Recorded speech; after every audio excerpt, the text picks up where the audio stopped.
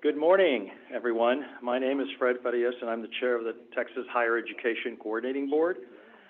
And it is now 9 o'clock in the morning, and I would like to call the January 27th quarterly board meeting to order.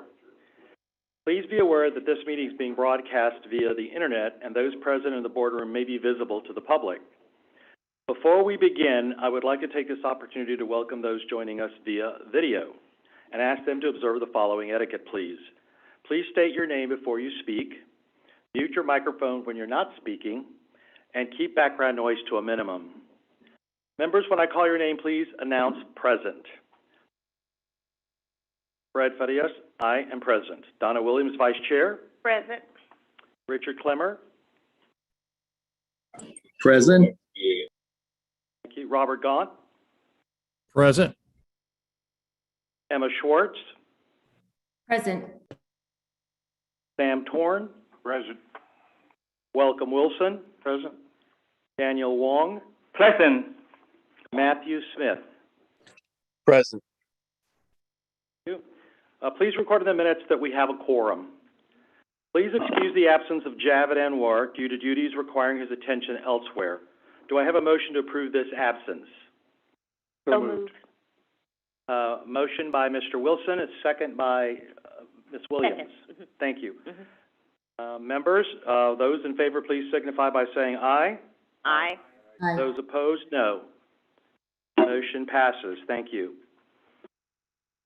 The first item on our agenda today is to introduce our new board member, Dr. Daniel Wong. Daniel Wong is President and CEO of Tolene Wong Engineers Incorporated, headquartered in Houston, with 10 offices in Texas and Louisiana. He is also an adjunct professor at the University of Houston.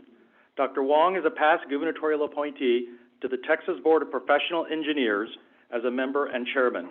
He is a member of the Texas Society of Professional Engineers, American Society of Civil Engineers, and American Council of Engineering. He is the recipient of the John Hawley Award from ASCE Texas Section and the Distinguished Engineer from Texas Engineering Foundation.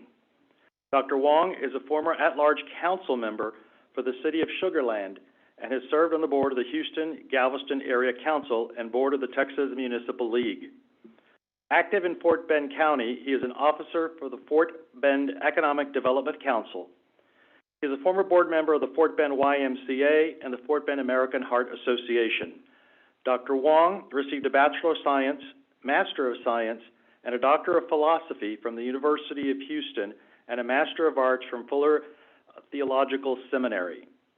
He published a dozen peer-reviewed technical papers, and he was the recipient of the Distinguished Engineering Alumnus of the University of Houston and was inducted into the U of H Academy of Distinguished Civil and Engineers. He and his wife, Mee, reside in Missouri City, Texas. Welcome to the board, Daniel. Would you like to say a few words? Well, Chairman, I cannot believe you have to read the whole thing. Oh, just embarrassing. But anyway, that's my first board meeting. I'm so happy to be here, and especially I see that's my favorite Oreo, so I'm going to enjoy it, and I'm going to enjoy it during my board meeting. Thank you so much. I appreciate all the welcome. Well, congratulations on your appointment to the Texas Higher Education Coordinating Board, and we look forward to working with you. Thank you. Next, it's my privilege to present the next item on our agenda, the resolution of appreciation for Ricky Raven. Unfortunately, Ricky is unable to join us today, but I would like to read his resolution into the record. Whereas Ricky Raven was appointed to the board of the Texas Higher Education by Governor Greg Abbott on March 9, 2016, and whereas during his term on the board, Mr. Raven served with great distinction as Secretary of the Board, Vice Chair, and Chair of the Agency Operations Committee, a member of Committee on Innovation, Data, and Educational Analytics, and a member of the Committee on Academic and Workforce Success. And whereas his legal expertise and attention to detail provided invaluable stewardship to the agency in properly running meetings in accordance with Robert's Rules of Order and the Texas Open Meetings Act. Whereas his status as a well-respected community and business leader in Houston brought greater visibility to the agency, to its initiatives, and to the needs of college students for whom he is a caring advocate. And whereas he demonstrated his commitment to higher education in Texas through his steadfast efforts to advance Texas higher education and help the state achieve its ambitious goals now and into the future. Now, therefore, be resolved that members of the Texas Higher Education Coordinating Board on this 27th day of January 2022 express our deepest appreciation to Ricky Raven for his distinguished service as an influential leader of this board and his unwavering dedication to higher education for all the people of Texas. And be it further resolved that the resolution be included in the minutes today, and that a copy of the resolution signed by the board members of the Texas Higher Education Coordinating Board be presented to Ricky Raven in recognition of high esteem in which he is held. Do I have a motion approving the resolution for Ricky Raven? So moved. I have a motion by Mr. Wilson. Do I have a second? Second. Second by Mr. Torn. Thank you. All in favor, please signify by saying aye. Aye. Any opposition? Hearing none, the motion passes. Thank you. Now we will move on to committee assignments. Effective January 4th of 2022, I made the following committee assignments. Donna Williams, Chair, and Sam Torn as Vice Chair, Richard Clemmer, Emma Schwartz, Daniel Wong, Matthew Smith, and myself as members of the Committee on Academic and Workforce Success. Javed Anwar, Chair, and Welcome Wilson as Vice Chair, and Richard Clemmer, Robert Gaunt, Sam Torn, Daniel Wong, Matthew Smith, and myself as members of the Committee on Innovation, Data, and Educational Analytics. Emma Schwartz, Chair, and Welcome Wilson as Vice Chair, and Javed Anwar, Robert Gaunt, Donna Williams, Matthew Smith, and myself as members of the Agency Operations Committee. A full list of the committee assignments can be found in your meeting materials today. Our next item is the discussion and possible action of appointing a secretary to the board to replace Mr. Raven, who is no longer on this board. Members, Mr. Anwar's excused absence today. I would like to postpone this item until the next board meeting. Is there any objection to that? Having none, we will proceed to agenda item 3. Thank you. Agenda item 3 are the commissioner's remarks. The commissioner, Dr. Harrison Keller, will provide his remarks on some of the agenda items that we have discussion today before us. Commissioner. Good morning, board members, and to all who've joined our quarterly meeting. So first, I want to join Chairman Frias and the rest of our board in welcoming Dr. Wong. I'm sure we'll benefit from your perspective and experience and look forward to working with you. So our major policy conversation today will focus on Texas OnCourse and the role that it plays in helping students succeed and pursue their career goals. It's been a full year since this initiative transitioned from UT Austin to the coordinating board with support from the Texas legislature and the governor's tri-agency initiative. So yesterday in committee discussions, we talked about the importance of providing engaging and accurate information to students and families and meeting them where they are.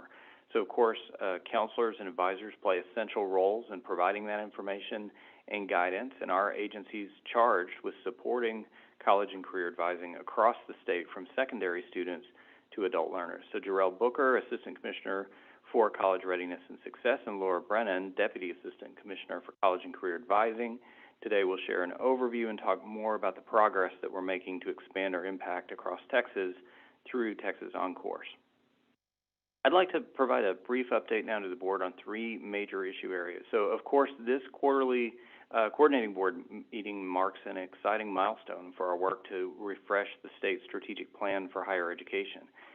At our October meeting, the board adopted the architecture for the updated plan, and that discussion helped guide our efforts towards specific targets. Today, we will present recommendations for those targets for your consideration. So as many of you know, for more than a year, we've worked in partnership with the Texas Higher Education Foundation, higher education leaders, employers, policymakers, and other stakeholders to review and update our 60 by 30 Texas plan. So the updated plan, which is now called Building a Talent Strong Texas, will serve as our master plan through 2030. In considering possible updates to our plan, one of our primary guiding principles was that we would not back off the ambitious goals that we'd outlined in 60 by 30 Texas. So instead, the refresh plan raises the bar to better align what the state needs now so that all Texans can contribute to, benefit from, and participate in our world-class economy. I want to say that I deeply appreciate the coordinating board's tremendous support and insight over this past year and a half, and I also appreciate our close partnership with the Texas Higher Education Foundation. I especially want to thank our co-chairs, Neil Adams and Stuart Stedman, and the members of the Strategic Plan Steering Committee, which includes both coordinating board and foundation board members. Those individuals have been our thought partners on this journey and provided vital feedback and context.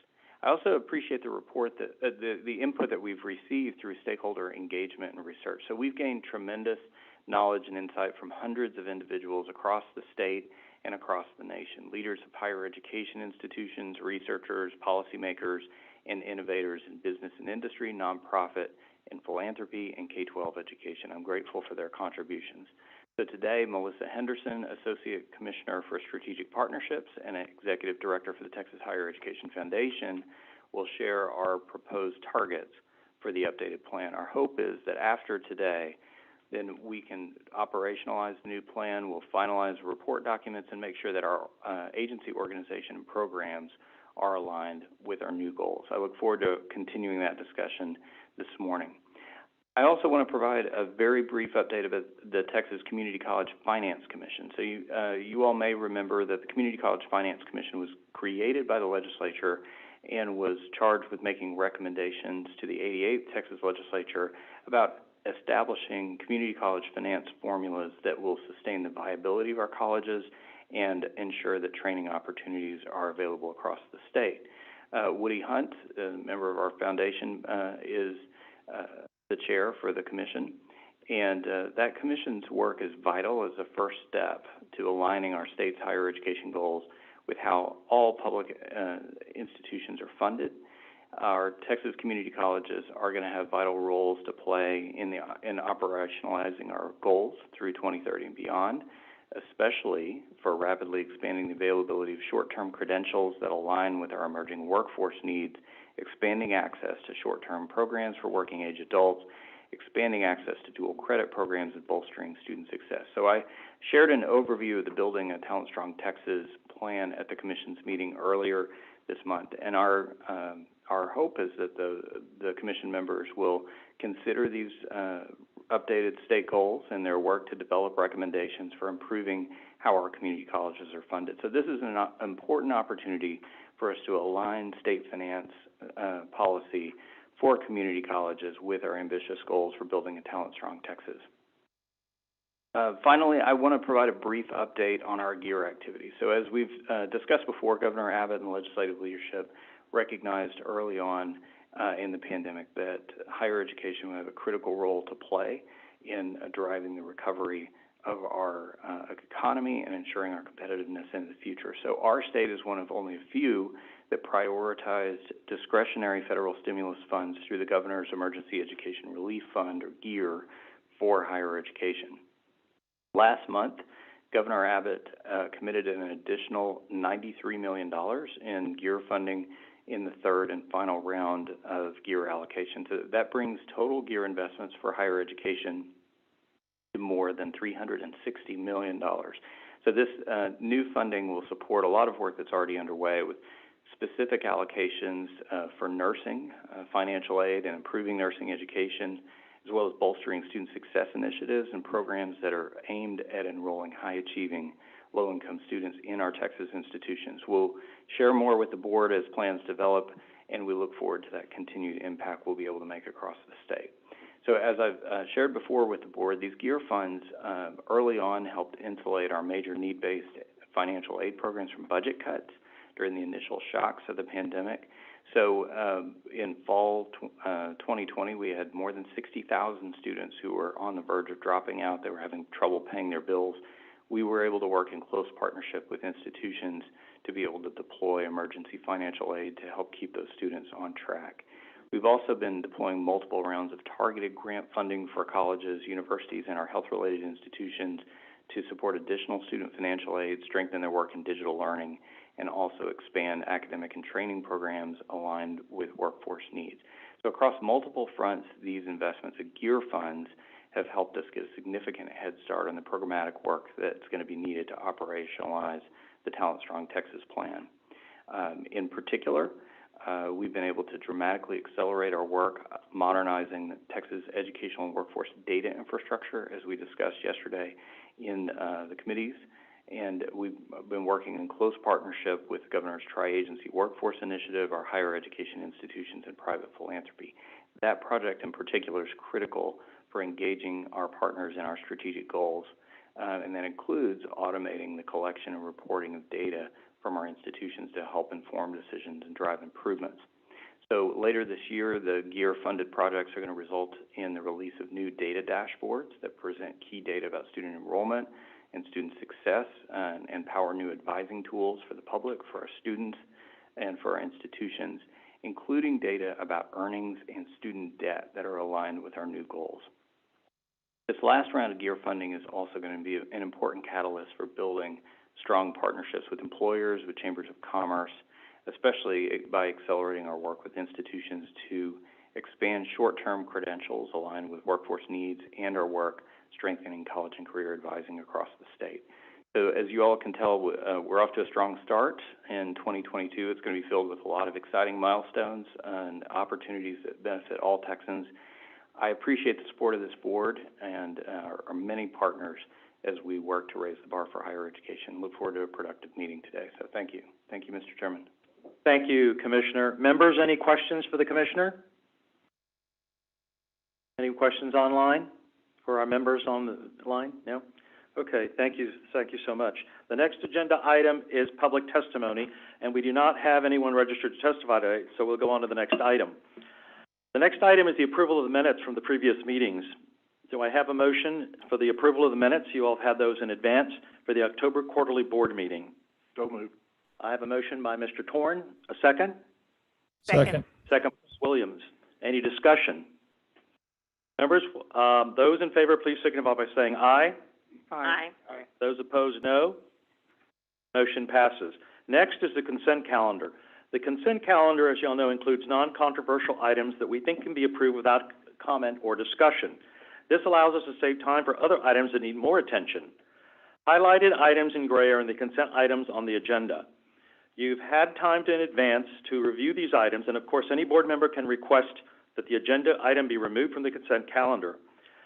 That will give you the opportunity to discuss the item, and all of us can review those in full at a later time in the meeting if you like. The items that we have placed on consent today are 9C, Report on Financial Aid Advisory Committee Activities, 11B, Report to the Board on School Closures and or teach-outs pursuant to Rule 7.75, 11C, Consideration of adopting the July 2021 Annual Compliance Report for institutions under the Certificate of Authorization, names beginning with P through Z, 11E, Consideration of approving issuance of a request for applications for 1, the Carl D. Perkins Career and Technical Education Basic Grant Program, 2, the Carl D. Perkins Career and Technical Education State Leadership Grant Program, 3, the Carl D. Perkins Equitable Access and Opportunity Grant Program, 4, the Developmental Educational Program, and 5, the Minority Health Research and Education Grant Program. 11G, consideration of approving the appointment of members to the 1, Advisory Council on Post-Secondary Education for Persons with Intellectual and Developmental Disabilities, 2, the Apply Texas Advisory Committee, and 3, the Learning Technology Advisory Committee Student Representative Replacement. And 11I, report on institutional requests related to new degree and certificate programs acted on by the Commissioner or Assistant Commissioner since the last board meeting. Members, does anyone want to remove any item from the consent calendar? Not. Members, does anyone want to add any items to the consent calendar? Hearing none, do I have a motion for approval of the consent calendar? So moved. We have a motion by Ms. Williams. A second? Second. Second by Mr. Torn. Any discussion? Members, those in favor, please signify by saying aye. Aye. Those opposed, no. Motion passes. Thank you. We move on to agenda item 7, which is the major policy discussion. And these I always look forward to because this is an opportunity to have a really good discussion on major topics within higher education in our state and have impact not only in our state but nationally as well as far as higher education is concerned. Major policy and/or stakeholders provide coordinating board members with information of higher education matters on initiatives that have the potential to impact Texas statewide. The major policy discussion for this meeting will focus on Texas On-Course, advancing quality college and career advising across Texas. Jarrell Booker, the Assistant Commissioner for College Readiness and Success, and Laura Brennan, who is the Deputy Assistant Commissioner for Texas On-Course, will provide the update and be available for questions. Mr. Booker.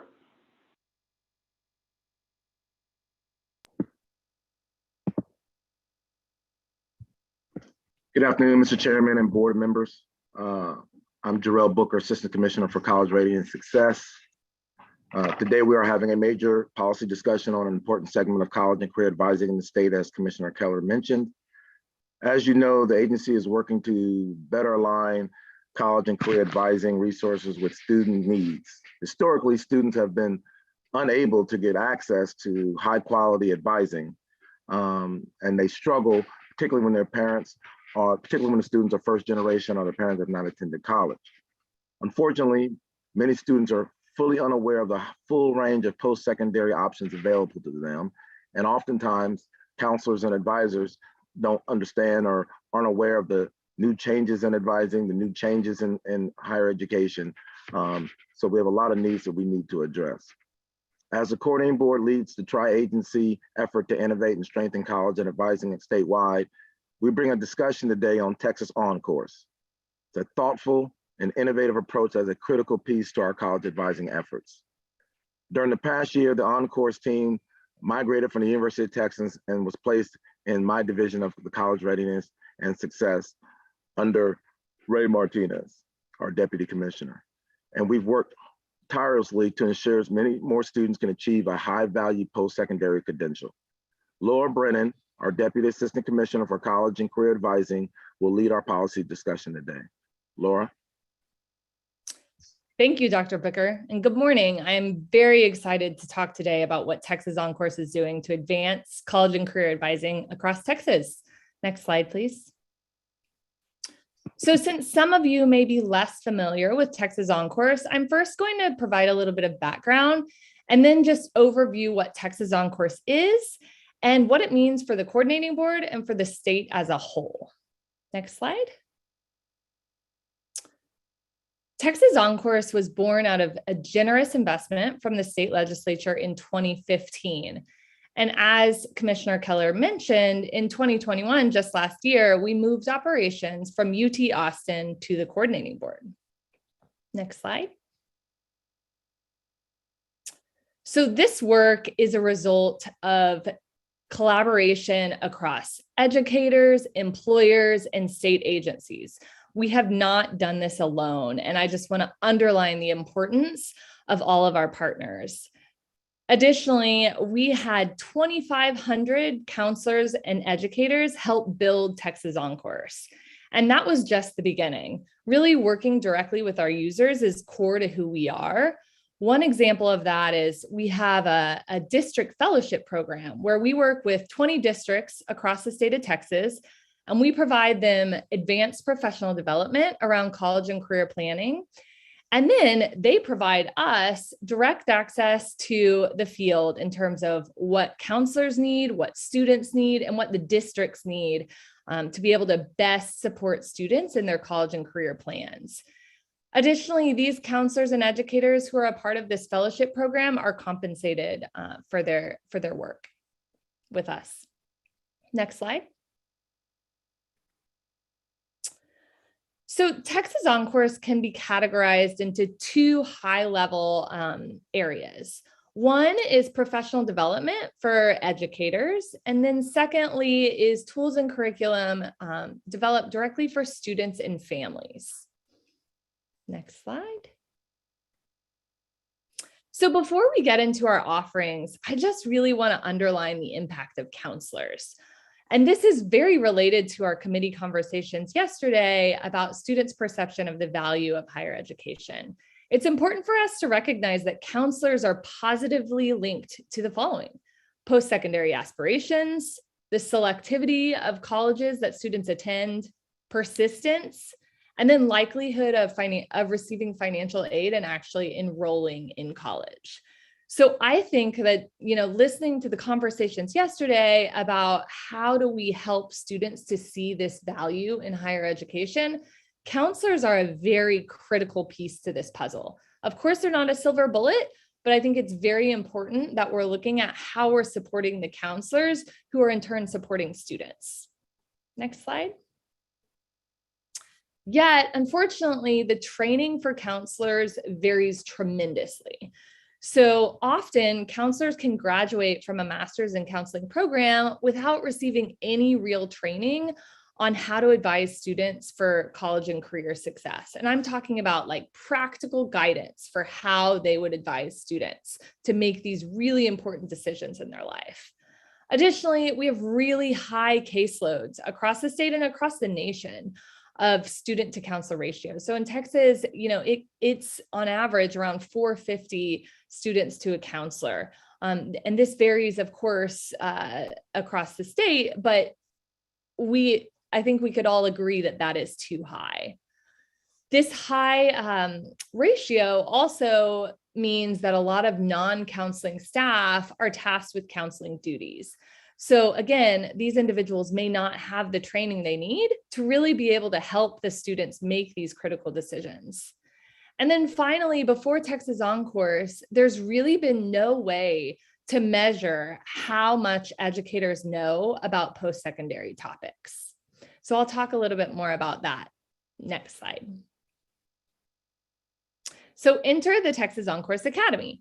So some of you may be familiar with this work, but the Texas OnCourse Academy is our online training for counselors and advisors for them to get all of the information that they need to know to successfully advise students for college and career. Next slide. It's fully on demand, and so a counselor can enter the academy and access over 30 modules across the following topics. So we began this work serving K-12 counselors and advisors. So the topics we focused on were financial aid, career pathways, and post-secondary pathways. We quickly realized that higher ed advisors would be able to use this information as well. So we've expanded to serve higher education advisors, and we have a new area, which is called Success in Higher Education. So counselors, educators, really anyone who is providing direct guidance to students can log into the academy and access a wealth of content across these content areas. Next slide. I want to give you a little picture of what this means for a counselor. So I actually, earlier in my career, I served as an advisor, advising students for college and career. And I know that when a student comes into your office, let's say like before lunch, a student comes in and they ask you about a topic that you really don't have experience with. And you may be a counselor of, 5 years and you have never helped a student with, let's say the NCAA. So a student who wants to play sports in college. Before Texas OnCourse, you would have to go to Google, search for hours and hours, trying to find the right information to provide to your student and their family. And then you would have to validate that information because we know that not everything online is accurate. And it's just a huge burden on counselors to be able to find this information on their own.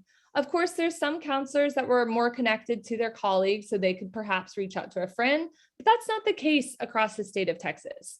So now with Texas OnCourse, a counselor is able to, let's operate from the same scenario.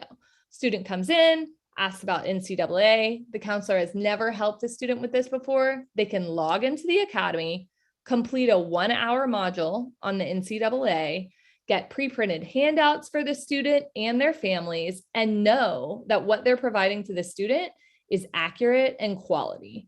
So this is a huge change for counselors in the field. And so you'll see these quotes here because counselors are very appreciative of this access to quality information. It helps them feel more confident, and it helps them feel like the go-to source in their school. Next slide. We also know that digital learning actually does work. I know my Assistant Commissioner Singh provided some information on this in an earlier board meeting, but I want to underline that we've done work on this with the Texas On-Course Academy specifically. And we've studied whether it's actually making an impact on counselor knowledge. And it is. Actually completing all Texas On-Course modules is associated with the same growth in knowledge as 11 to 30 years of experience as a counselor.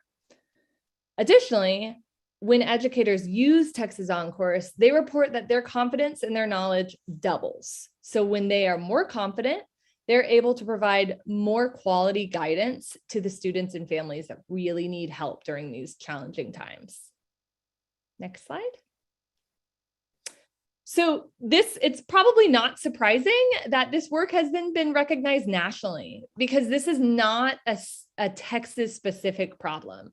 Across the country, counselors are graduating from programs and not having the skills able to provide quality college and career guidance because they're just not receiving that within their training programs.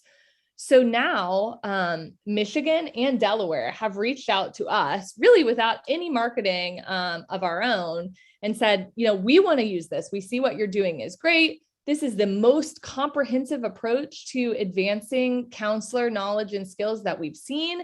How can we be a part of it? And so we're actually licensing the Texas On-Course Academy to Delaware and Michigan. So those counselors in those states are accessing the materials in the academy to be able to better serve students across their state. Next slide. So what does this mean for the coordinating board? It means a lot of things, but I want to highlight two areas that I'm really excited about. So first, Texas On-Course had built a very solid product management team. And if you're not familiar with product managers really work, and this goes back to our conversation yesterday of meeting students where they are, meeting our users where they are. That is the product manager's job. They really drill into the problem that our particular users are facing, and they make sure that they build products that will solve that problem. So before we build any product, we need to fully understand what the problems that our users have, and then decide how we can best serve them. And that's what the product managers do. And they do this from, beginning interviews using like human-centered design processes to really uncover what our users need. And then through the development of the product, they are consistently working with our end user to understand how we can iterate on our development and improve what we're providing to our end users. So in this case, it was counselors, but additionally, we have tools for students and families, and they're doing the same thing, really connecting with the individuals that we are serving to make sure that the product not only meets their needs, but delights them. Because we're not going to have a user come to our products unless, they are really seeing the value. So that product management team came to the coordinating board and now serves at an agency-wide level. So instead of just working with Texas On-Course, the product management team is able to provide these services across the agency as a whole. So this just levels up our ability to provide quality products from the agency. And then additionally, the academy. So the academy opens up a wealth of opportunity for us in supporting quality program and policy implementation. So we currently have over 18,000 users who are relying on Texas On-Course Academy for their training around college and career planning for students. So these 18,000 users are at the ready to receive new information when there's new policy changes, new programs, so that we can better ensure that those who are on the ground working with students understand what these changes are and can effectively guide the students. So I know a little bit later today, my colleagues are going to talk about the revisions to the field of study curricula. This is a great example of it's wonderful to be able to really streamline these transfer pathways, but unless we have a way to connect with those in the field who are actually implementing and working with students, the changes won't make it to the students and they won't be able to benefit from these more efficient transfer pathways. So we, with the Texas On-Course Academy, can now build a new module around the new field of study curricula, deliver it directly to these 18,000 users, and be sure that they're able to advise students accurately with this new information. Next slide. So this work is very connected.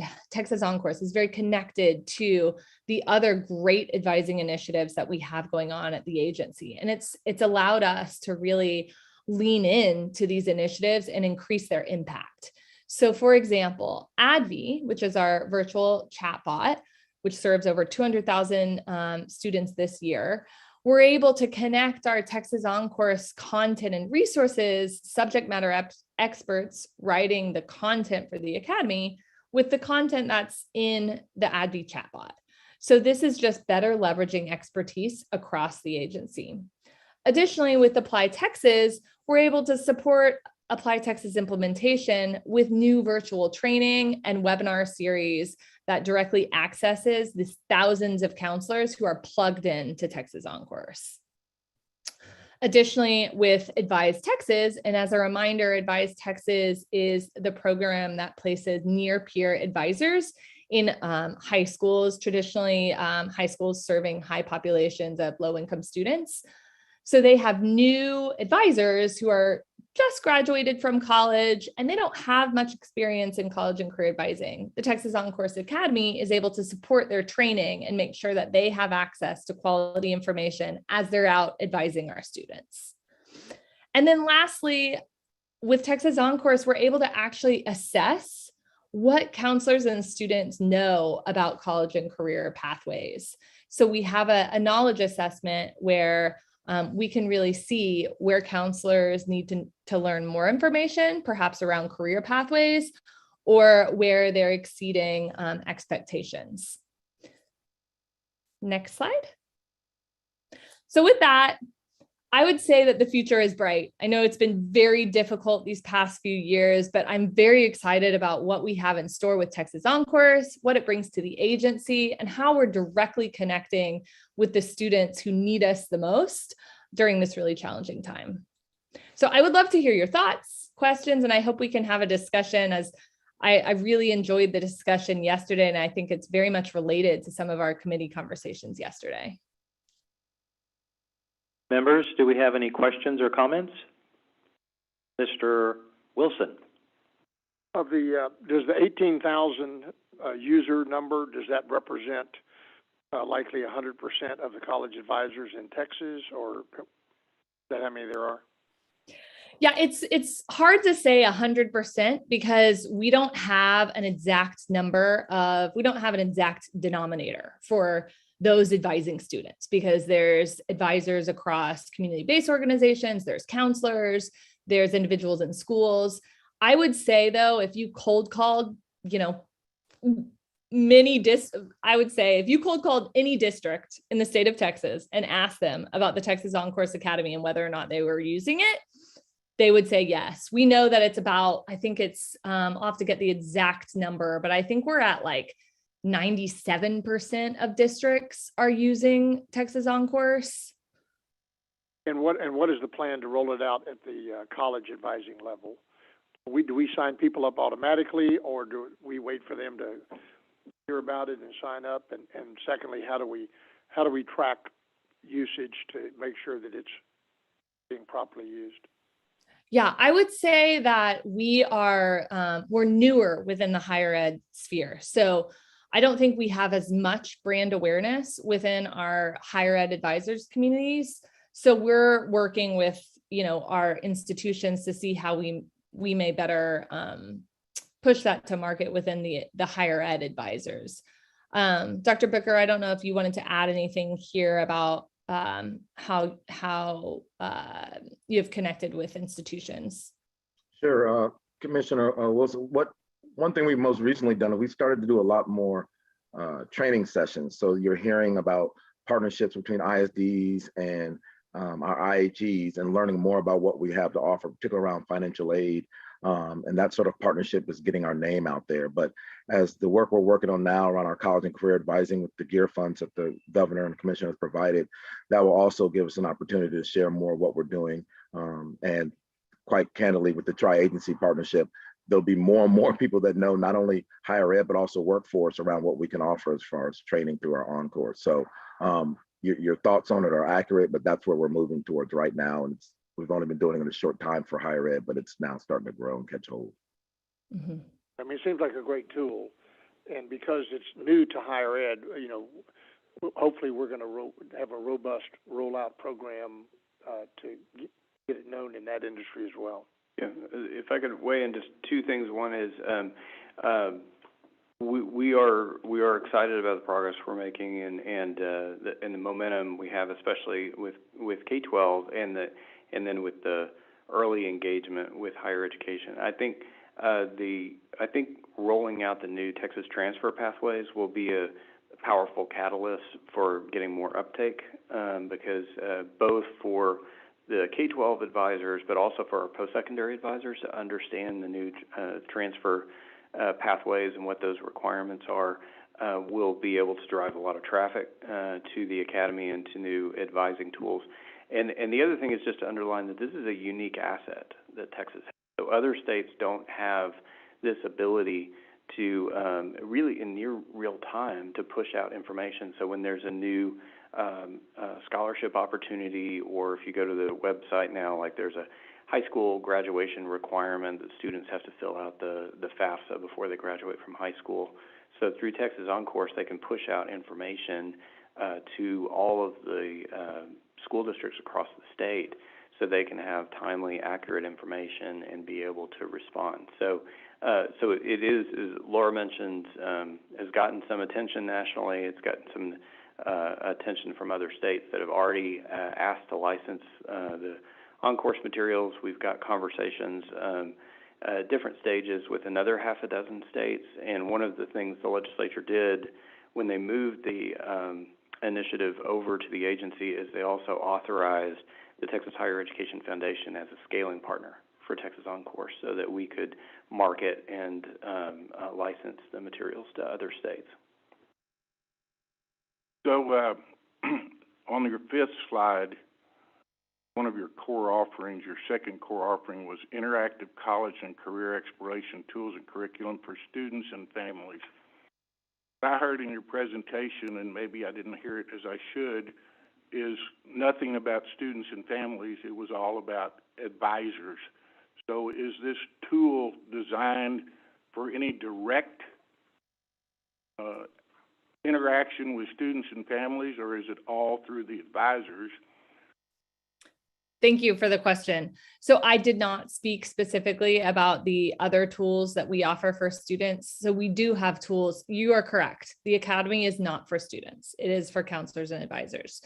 We have another set of tools for students and families. So we have a curriculum for middle school age students. So this goes through the educators working in middle schools, working on that planning for endorsement selection. So there's a curriculum that supports college and career planning. And within that curriculum, we've embedded some interactive tools that we've custom created. So we have a tool called Middle Galaxy, which is a career exploration game that we actually worked on in partnership with MIT.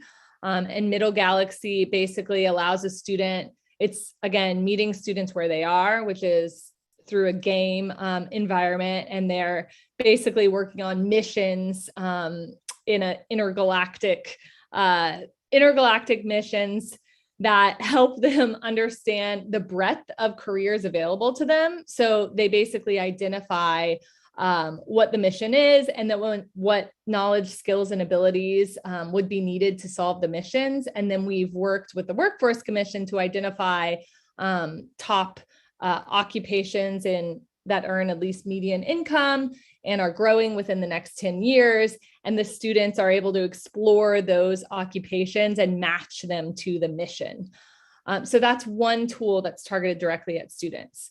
The other tool that's for students and families is called My Grad. So My Grad is, I like to compare it to kind of like a TurboTax for students and families planning for their endorsement selection. So as we know, kids in middle school are required to select an endorsement, and this can be a very complicated process. So My Grad is a tool that they can use without really any instruction and go through, identify what endorsements are available at their particular high school that they're attending, and also compare across high schools if they're not sure where they're attending, and then actually select the courses that would be needed to complete the endorsement. Additionally, in the tool, there's some information around what the endorsements are, how to make the selection, and what that may mean for their future. So those are, general, sorry. Go ahead. So In those general, are tools. Sorry. Well, okay, just let me ask this question. In general, what percentage of users on your site do you anticipate to be students and or families? Mm-hmm. So I would say that our entry point is educators. So we have, the academy directly serves educators. And then I mentioned the curriculum first because the teachers in middle school use the curriculum, and then that's how they introduce Middle Galaxy and My Grad to the students. So Middle Galaxy and My Grad are two tools that are an important part of the curriculum. So we are not directly marketing to students and families.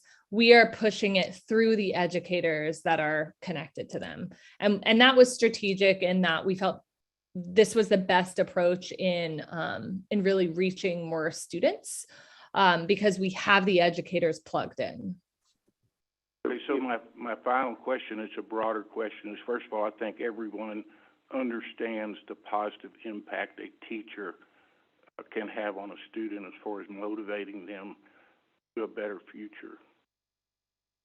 To me, that's after parents, that's the number one, positive thing for a student, particularly one from a background where there's not a lot of support. My question, though, is in this age of easy access to information, it seems like everything that we're doing, continuing to do, is based on a model that all information passes through educators to students and their families. So my question is that still the correct model, considering how kids communicate and how they access information, and is that where they're going to continue to go to make these life decisions, or are they primarily going to go directly to find that information themselves? I think that's a very great point. And for us, our student-focused materials were for middle school students.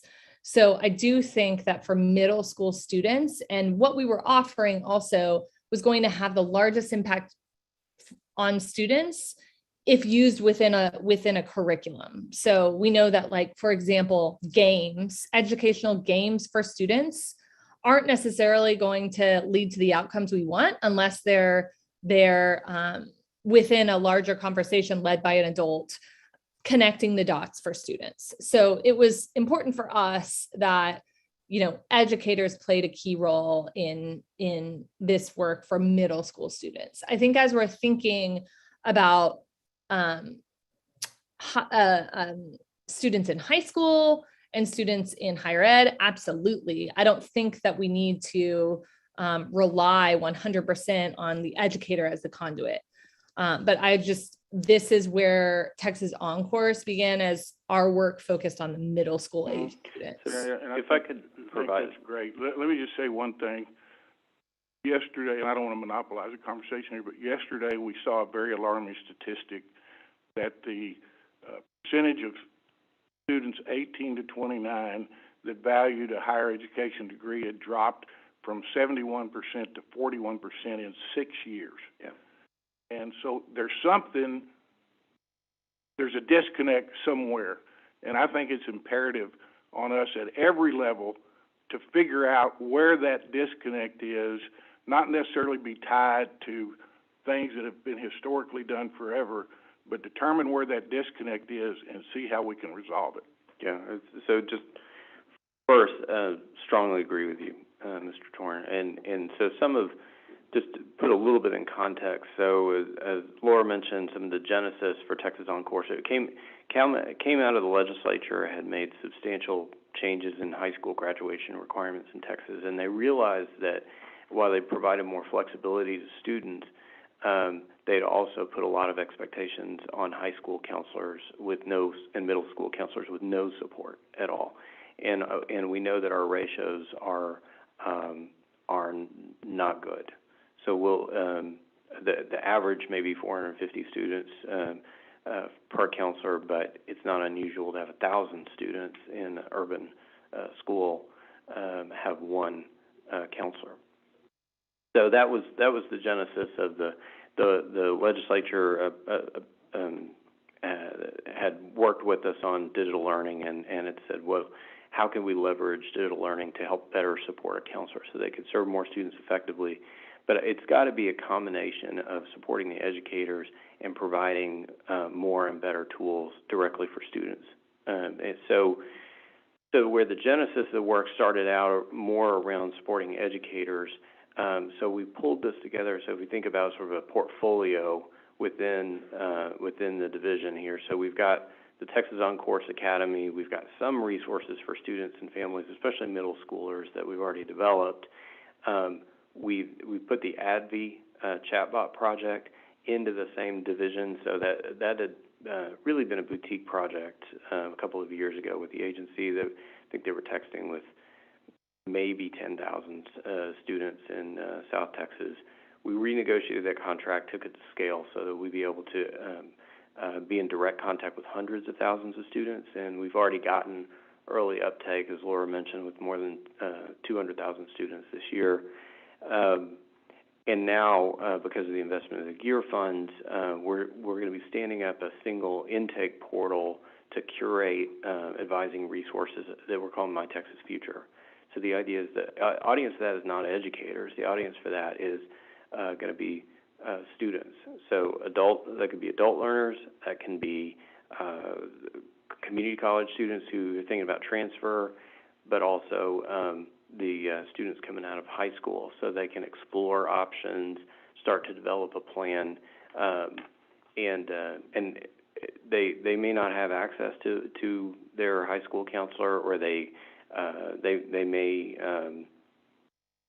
just want to explore options on their own, and so we want to curate the resources so students aren't just relying on word of mouth, because one of the things that we did see also in that data that's disturbing is students overestimate the costs of higher education. They think it's out of reach.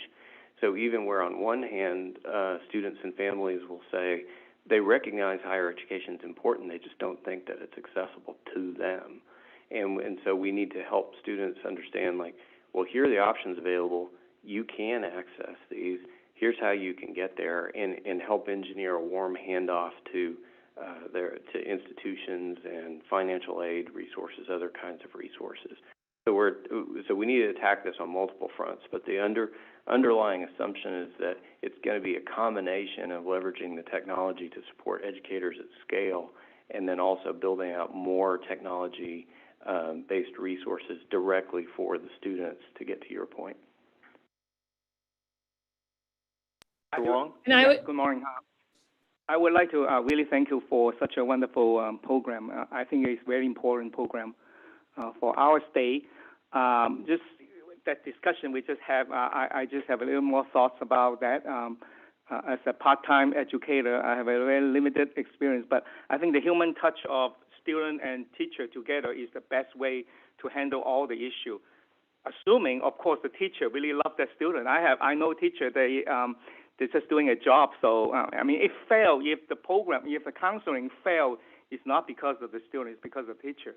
I think this program is helping the teacher to do the right thing and get the training. I really appreciate this program. But I think that the human touch of the counseling in terms of the teacher and student together, rather than, student, we have all the resources, go online and you will find that. I think the best way is have the student talk to the counselor. Like I said, my experience is very limited. All my students like to talk to adults. I tell you, high schooler or college student, they like to talk to adults. Even in this digital age. They feel like they have 1,000 friends in cyberspace, but they want to talk to adults. If the adults really love them, show love to them. So, but that's just part of my my sharing. But my question is actually, because of the pandemic, is the Texas On Course has a new program to help the teacher to care about a student in this particular situation, because I have all students stressed out, academically struggling, and the mental health issue, things like that nature. So do we have any new program to address the current situation? Yes. That's my question. Yeah, that's a great question. And thank you for asking. So because we had such a plugged in user group to Texas On Course, the counselors and educators really have come together as a community during this challenging time. And we've seen a huge influx in our participation in our monthly webinars, where there's more of an opportunity for counselors to dialogue around the issues that they're facing. And so we've really provided, leaned into providing supplemental opportunities for counselors to learn, but also connect. And there's been, a huge uptake on that, I would say. I'd also say, just to the previous point of Mr. Torn and building off what the commissioner shared, ADV during this time has seen tremendous growth too. So ADV is the chatbot. We are seeing, 200,000 students. We're reaching out to 200,000 students, over 200,000 students right now through ADV, and we're seeing the highest engagement rates than we've seen before. So students are really, they're taking the ADV advice as, through texts, and they're reaching back out with lots of questions. So I think it's a good sign that students are really engaged, but it's also a bit of a flag of, this is where students are turning for their information, is through this chatbot. And if I may, commissioners, and this goes to what Commissioner said and Laura said, in addition to ADV, we also have Advise Texas. And the commissioner and through the GEAR funds, through the governor's funds, we're able to expand Advise Texas also. And that's face-to-face near-peer advising in the schools themselves. So between ADV, Advise Texas, On Course Academy work that we have, we're serving well over 300,000 students, which is more than a lot of states have as K-12 students in their entire state. So as we continue to grow these efforts, and as Commissioner continues to expand with the dollars he's been able to access for us, we'll be able to serve a lot more students, not only face-to-face, but digitally. And we're very thoughtful about how we connect to them, whether it's through social media. And I want to remind people, social media is not so social. A lot of these K-12, these high school students, their networks are closed. So getting to them the right information is what we've really been focusing on. And I'm sure these efforts we'll do with these design firms that we're working with will get us to where we need to be as we grow this effort. These are excellent questions, though. Ms. Williams? How long does it take to create a module? Say, parlaying off of Dr. Wong's question, with COVID and mental health and all the counselors talking, how long does it take you to create a module so it's accessible for all the advisors? Yes. Thank you for the question. So it can range. It ranges on whether or not we're building the content completely ourselves, or if we have a partner in the content that, really we're just pulling the content into a virtual module. I would say anywhere from a few months to, above 6 months for new content. Thank you. Okay, any other questions? If not, thank you, Mr. Booker. Thank you, Ms. Brennan, for the presentation. Excellent. This is a good example of sometimes we ask, like, not only who the end user is, but what impact do we have on resources for improving. It's always easy to point to questions or concerns or problems that we have to face, not only in higher education and business in our world these days, but to actually come with solutions and provide access to information. This is a great example of that, of how we actually get to something that can actually help students get the information they need to make key decisions, not only for higher education, but for the rest of their lives and their careers and their futures for themselves and their families. So thank you for this report, and thank you, both of you, for being here, and thank you, Commissioner, for being able to get the resources to the areas that really make an impact when you look at that for higher education for the students in our state. So thank you all so much. Thank you. Okay, so next we're going to move on to Agenda Item 8, which is matters relating to the full board. Agenda Item 8A is consideration and possible action to adopt the revised long-range master plan for higher education known as Building a Talent-Strong Texas. I like that. And that sounds really bold because it is, right? Melissa Henderson, the Associate Commissioner for Strategic Partnerships, will provide an overview and be available for questions. Ms. Henderson, welcome. Thank you, Chairman Fetty, yes. Thank you, Chairman and members. As you mentioned, my name is Melissa Henderson. I serve as the Associate Commissioner for Strategic Partnerships as well as the Executive Director for the Texas Higher Education Foundation. As you know, and as the Commissioner mentioned earlier in his remarks, we have been engaged in a joint effort between the Coordinating Board and the Foundation to revise and refine the statewide strategic plan for higher education to better incorporate working age adults into our attainment goal, introduce new goals related to credentials of value and research and development, and across these goals, deepen our commitment to equity in collaboration with our institutional partners. In October, we presented to you the architecture of that revised plan that we are calling Building a Talent-Strong Texas. Next slide. Before I dive into the recommended targets that we are bringing to you today, however, I wanted to provide some brief context for our new board members. Many of you have seen these next two slides before, so I won't belabor them. However, I wanted to provide some brief context to keep in front of you as we move through our discussion. The 60 by 30 Texas Plan, which was adopted in 2015, had 4 primary goals: degree and certificate attainment of our 25 to 34-year-old population, completion, marketable skills, and student debt. Next slide. Under Commissioner Keller's leadership, we've been examining and developing ways to shift these goals in the ways I mentioned earlier, to incorporate working age adults, to shift our focus to examining credentials in light of their value in the labor market, and to reincorporate research and development, all while keeping equity front and center. Next slide. As you see here, in October, the board adopted new metrics that shift the existing goals in a few key ways. By adding an attainment goal for 35 to 64-year-olds and adding language to allow for other types of credentials beyond degrees and certificates to be counted. By putting down a marker with our completion goal that we count only those credentials with demonstrated value. By shifting our student debt measure to focus on students with no and manageable debt. And by adding measures to increase federal and private research expenditures and to increase research doctoral graduates. Today, we are bringing to you for your consideration recommended targets for those measures. Next slide. And as you see here, this is the architecture for the new plan that I walked through with the metrics attached. So there will be the 3 areas of attainment, credentials of value, research, development, and innovation, and then across these, as I mentioned, equity and coordination. Is there anything you would add to that before we move on to the specific areas? As you may recall from our earlier discussions, the attainment for 25 to 34-year-olds is projected to increase from 46.6% in 2019 to 54.49% in 2030. Similarly, for 35 to 64-year-olds, in 2019, we were at 45.89%, and in 2030, we're projected to be at 52.83% based on what is currently counted. One way in which we would like to consider continuing to refine this moving forward as we gather more data on other types of credentials of value is to evolve what is counted toward this goal. Next slide.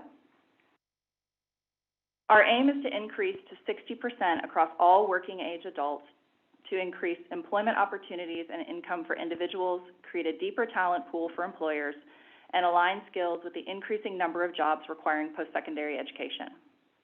Given that, we are recommending maintaining our goal of 60% of Texans ages 25 to 34 with a degree or certificate by 2030. We also recommend adding or other post-secondary credential of value to allow for evolution of what is captured and counted over time. Additionally, we are recommending adding a goal that 60% of Texans aged 35 to 64 will hold a degree, certificate, or other post-secondary credential of value by 2030. A couple of things just for context. So the original 60% goal was selected in 2015 to ensure that the Texas economy would be competitive with other similar economies. So our economy is roughly now the size of about Canada's economy. We are still our own independent nation.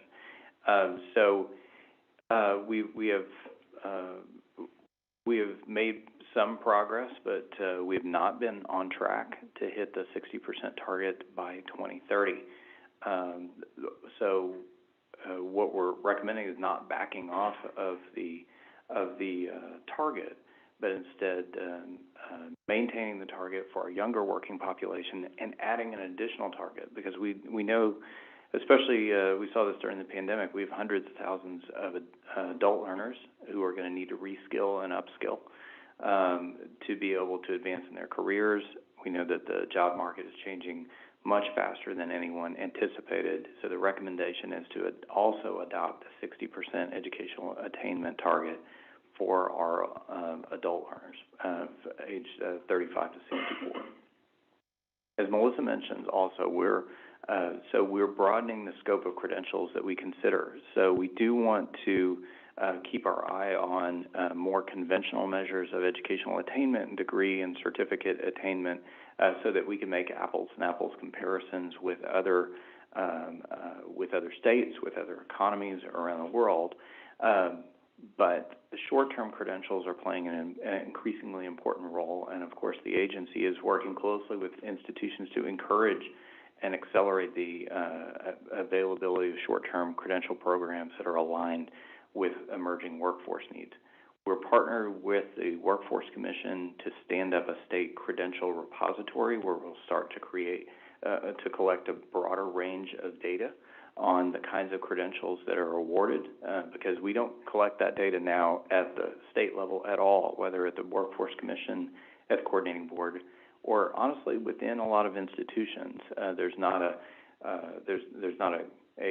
comprehensive view of what's happening on the continuing education side, for example, or the continuing education side or the executive education side. So the idea is that we want to broaden the scope of credentials that we're considering. So when we produce annual updates with the revised target, we're also we're going to be iterating on the kind of data that we have available and connecting that data with what we see happening in local labor markets. And again, as Melissa alluded to, the idea isn't just to count more credentials or make up more credentials and claim that we're making that now we're on pace to our attainment goals. It's really raising the bar to say that whatever credentials we're counting in addition to degrees and certificates need to be credentials that meet a minimum value threshold that align with economic opportunities for individuals and the needs of our employers, our communities, and our state.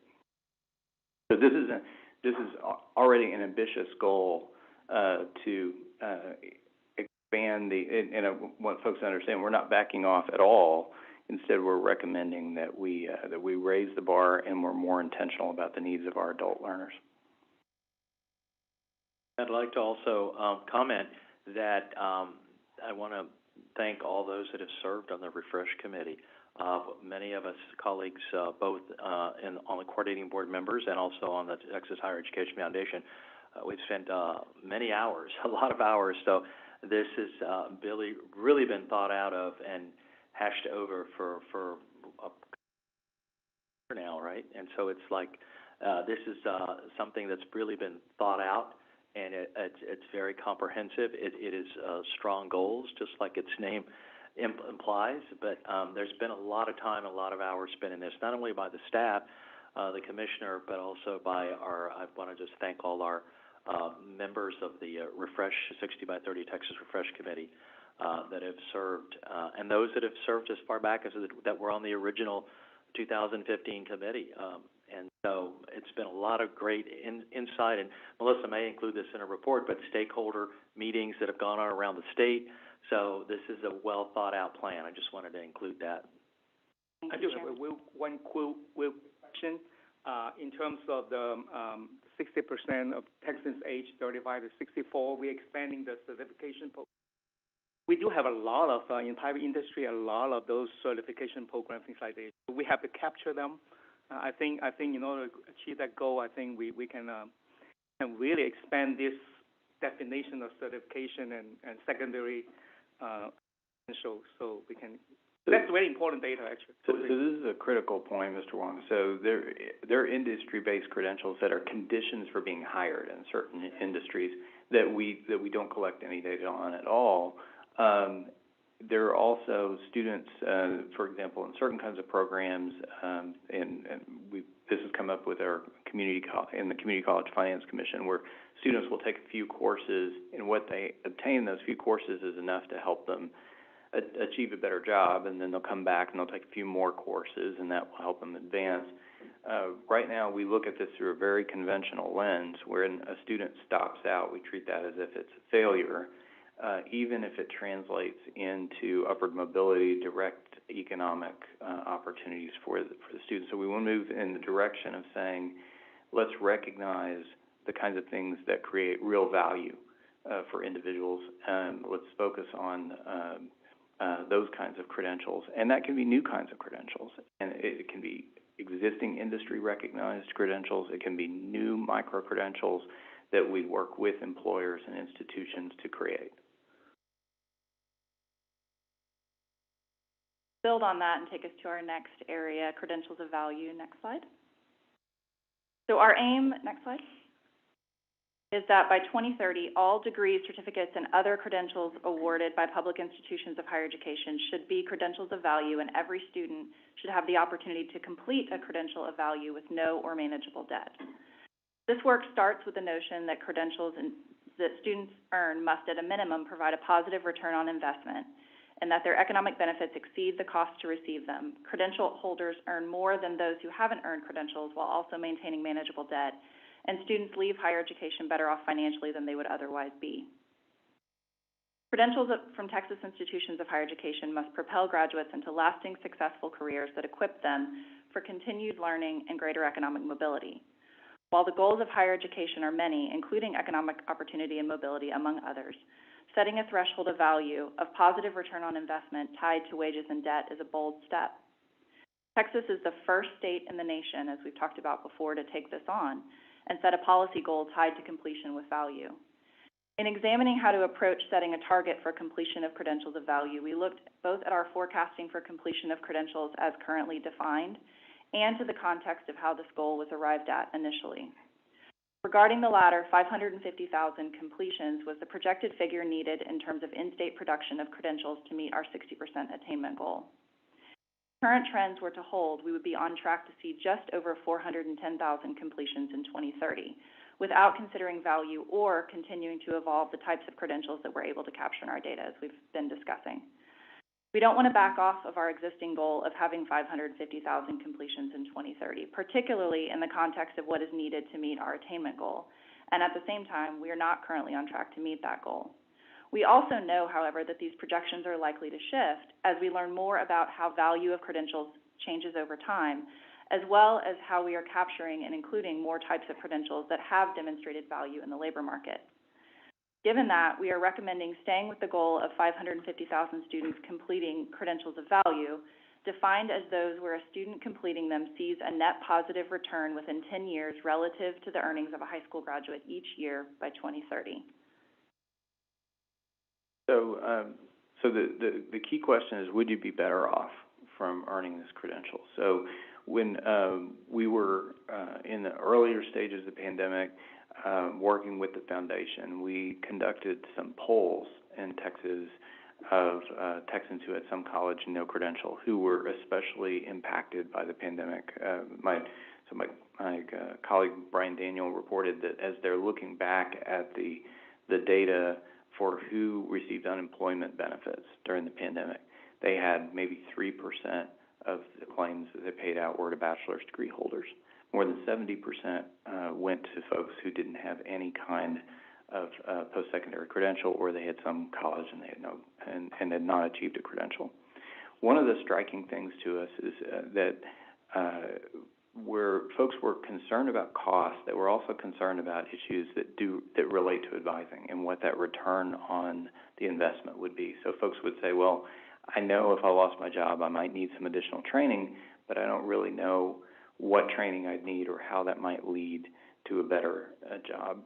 And so part of the idea is to set, we've got two important guardrails on this notion of credentials of value, and one of them being to answer that question, would I be better off if I earn that credential? So if we look at what a typical Texas high school graduate would earn versus a typical credential holder of the credential that's in question, including a consideration of the typical costs of earning that credential, would you be better off? Are you net positive within 10 years? And when we display the data, then you'll be able to get a sense of what that break-even point might be, as Dr. Troutman alluded to in a presentation yesterday.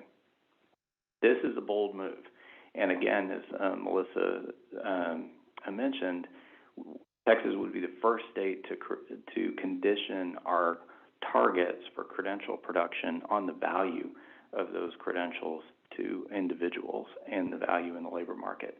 So in our original iteration of the 60 by 30 Texas goals, we had an more abstract goal around marketable skills and a commitment from institutions that they would incorporate marketable skills into their degree and certificate programs. What we're moving towards now is saying, is there a market for the credentials that are awarded by the institutions, and is that reflected in the wage premium that the credential holder could expect? I have a question. Does the 550 students, does that include the 35 to 64 range as well? It does, and it has before. So it has before included a broader range. That's the only place in the original plan that the adult learners were picked up is if they acquired a degree or certificate, they would be counted towards that production goal. Thank you, Commissioner. So to think about how we are approaching debt, we also know that the value of an individual credential can be increased by targeting financial aid to ensure that opportunities are affordable and student debt is manageable, and that affordability and debt is a shared responsibility among institutions to provide streamlined pathways, advising, and student success supports, state to provide adequate financial aid to keep costs manageable, and the student to make informed choices. As some of you heard in yesterday's IDEA committee discussion with Dr. David Troutman, manageable student debt, defined as that which an individual could reasonably pay off within 10 years given typical earnings for credential holders, is essential to expand economic mobility for historically underserved populations who often have the greatest needs but the least access to higher education and support services. In examining our data, we see that approximately 56% of our students are graduating with no debt. In looking at students graduating with manageable debt that can, again, reasonably paid off within 10 years, given the typical earnings for holders of that credential by program, we are recommending a goal of 95% of our students completing credentials of value at public institutions with no or manageable undergraduate student debt. Our current analysis indicates that we are near this percentage of students graduating with debt that meets these parameters, and it is important to keep in mind, as Dr. Troutman mentioned, the limitations of the data that informs this measure as we consider this goal. Again, this is a bold statement about ensuring the value of credentials for Texans, and we're enthusiastic about this direction. Commissioner? So again, think about two guardrails on this notion of credential of value. First, would you be better off given typical costs and typical earnings associated with that credential? And then the other guardrail on student debt. Our original plan includes a goal on student debt, but the basis of the target is students having debt that doesn't exceed 60% of their first-year wages. And frankly, that's not very intuitive. It doesn't provide much direction to students, to advisors. That's not how folks normally think about manageable debt.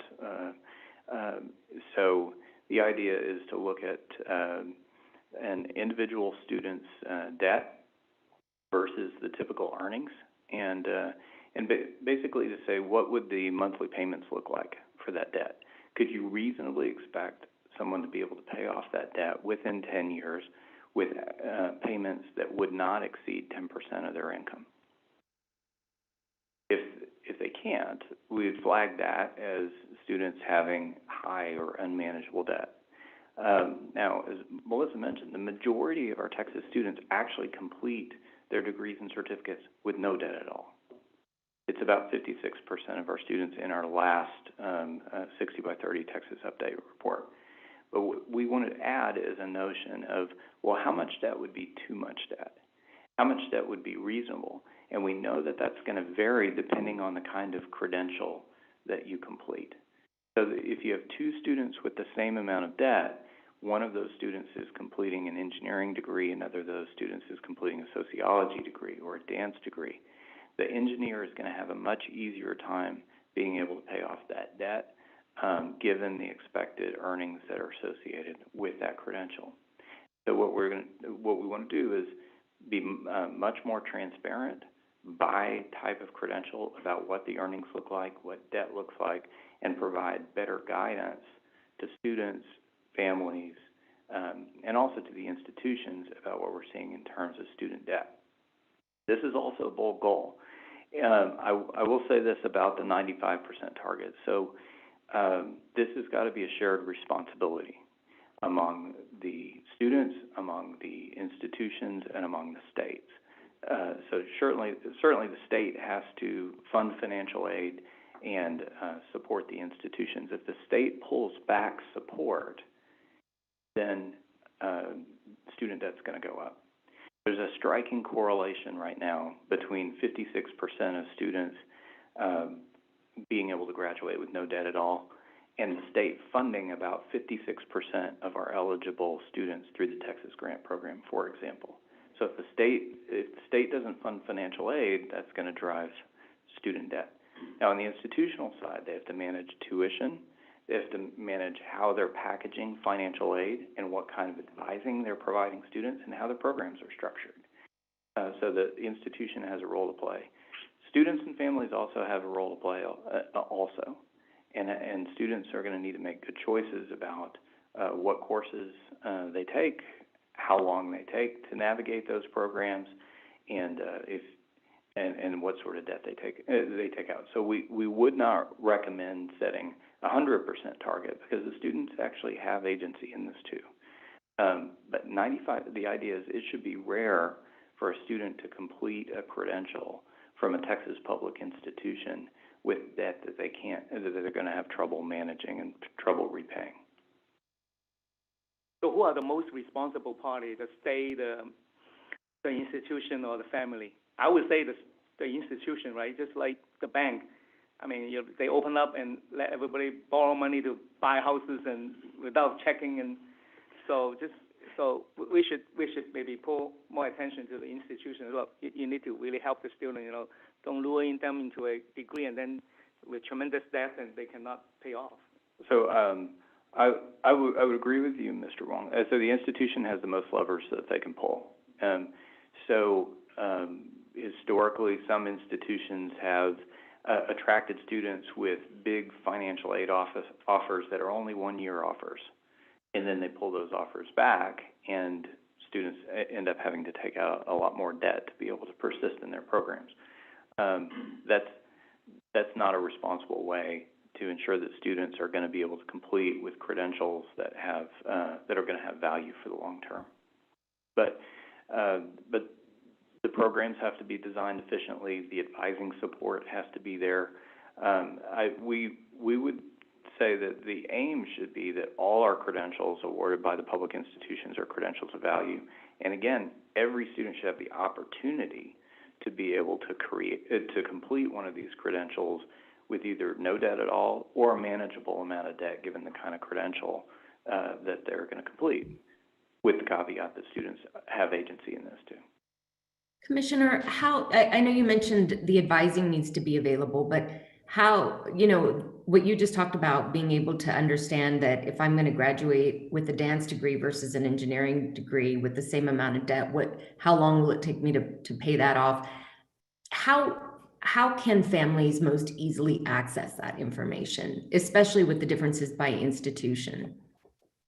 That's a great question, Ms. Schwartz, because it's tough to get at that information now. So the University of Texas system has been a national leader in producing these kinds of data dashboards, working in partnership with the U.S. Census, where you can see for different types of credentials what projected earnings or what earnings have looked like over time for different kinds of credentials. That's not available for all of our institutions by any means. So we partnered closely with the UT system team as we were working on these analyses. The idea is to build on the kind of work that the UT system has done and to release new data dashboards for the entire state. So for all of our public institutions, for all of the credentials that we collect data on, we'll have to collect more data on more credentials, but on all the credentials we collect data on, where we will produce new dashboards. So I think sort of by the late summer would be my guess of when we'll be ready to roll these out, because we've got to work closely with the institutions on how we collect and present that data. But students, families, advisors, even the faculty themselves haven't had easy access to this information. They need to be able to go to our tool, be able to see here's what the earnings look like, here's what debt has looked like, and also break that down by demographics, because it does look different by institution, it looks different by program, it looks different also by race, it looks different by sex, and it looks different by income. So not all of that data is going to look good. Some of it's going to be pretty painful, where we'll be shining a light on issues that institutions will need to lean into, that state policymakers are going to need to lean into. But that will be an important inflection point for the kinds of conversations that students and families, policymakers, and also the institutions can have about the value of these programs. Thank you. Thank you, Commissioner. I'm going to move us to our last area, research and development. So you'll recall from our earlier discussions that this is also an area where our current data collection is relatively limited. Next slide. Our aim in this area is for Texas to be a leading state in generating knowledge through basic and applied research, translating it to innovations and discoveries, and partnering with industry at all levels to use this knowledge to drive the economy. One measure that we currently collect is research expenditures. What we heard repeatedly through our stakeholder engagement, Chairman, that you mentioned earlier, was that federal and industry-sponsored research are reasonably good proxies for quality of research, both of which are projected to increase in the coming years. While the forecast looks strong based on a straightforward linear projection, we want to be mindful of whether the rate of increase will continue to keep pace. Given that, we are recommending a goal to increase by $1 billion the annual federal and private expenditures brought into Texas by 2030. Commissioner? So our Closing the Gaps plan had targets on the research mission to the institutions, but that hasn't been part of the 60 by 30 Texas plan, which is striking because we have a governor who, when he was a candidate, put a marker down that we should have multiple Texas institutions counted among the top 10 public research universities. The legislature has made multiple rounds of investment in strengthening our emerging research universities and research universities. And in general, we've especially seen this in the pandemic. Our economy is moving the direction of being a knowledge-based economy, an information-based economy, much faster than anyone anticipated. But our current goals are silent on the research and development mission.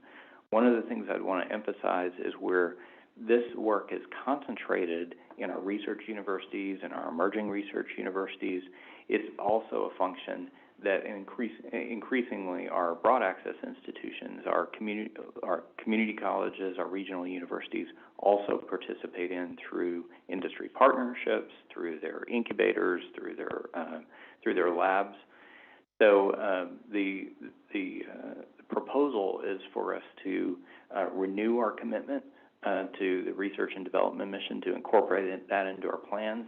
That's not going to take care of itself. That's something that we need to prioritize and monitor, particularly around the sponsored research that would be dollars coming into the state and coming into this domain from federal and private sources.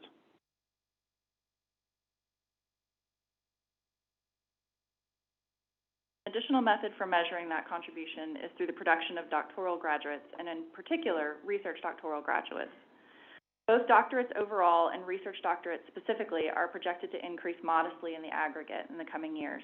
When we disaggregate research doctorates by race, each is projected to increase except for Black and white PhD graduates, which are projected to remain flat between now and 2030. We are recommending a goal to increase the number of research doctorates awarded yearly by Texas institutions of higher education to 7,500 with meaningful increases across race, ethnicity, and sex. So this came up also yesterday when we were talking about programs and program approvals, is that research doctorates are an important indicator of the strength of research programs. They serve needs within industry. It's also the pipeline for future faculty. So the proposal is to increase overall our production of research doctorates, but we wanted to emphasize that it's important to break that down by discipline, and it's important to break it down by the student demographics. Frankly, we are nowhere near where we should be as a state in the production of research doctorates who are people of color. We grew more as a state than any other state in terms of the number of people that we added over the last decade. 95% of that growth was in communities of color. As Melissa mentioned, we have seen almost no progress in our production of research doctorates who are Black. We've seen very little progress in our production of research doctorates who are Hispanic. That's a critical vulnerability for us. It's going to be important for us to diversify that pipeline, to strengthen our pipeline of future faculty, to strengthen the pipeline of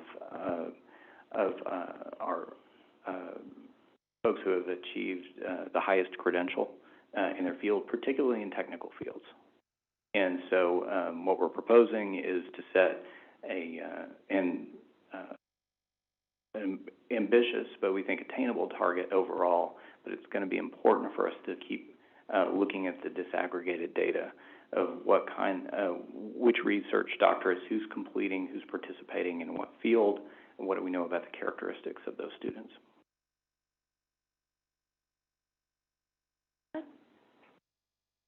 That'll also help us achieve our goal of growing more top-tier research universities in Texas.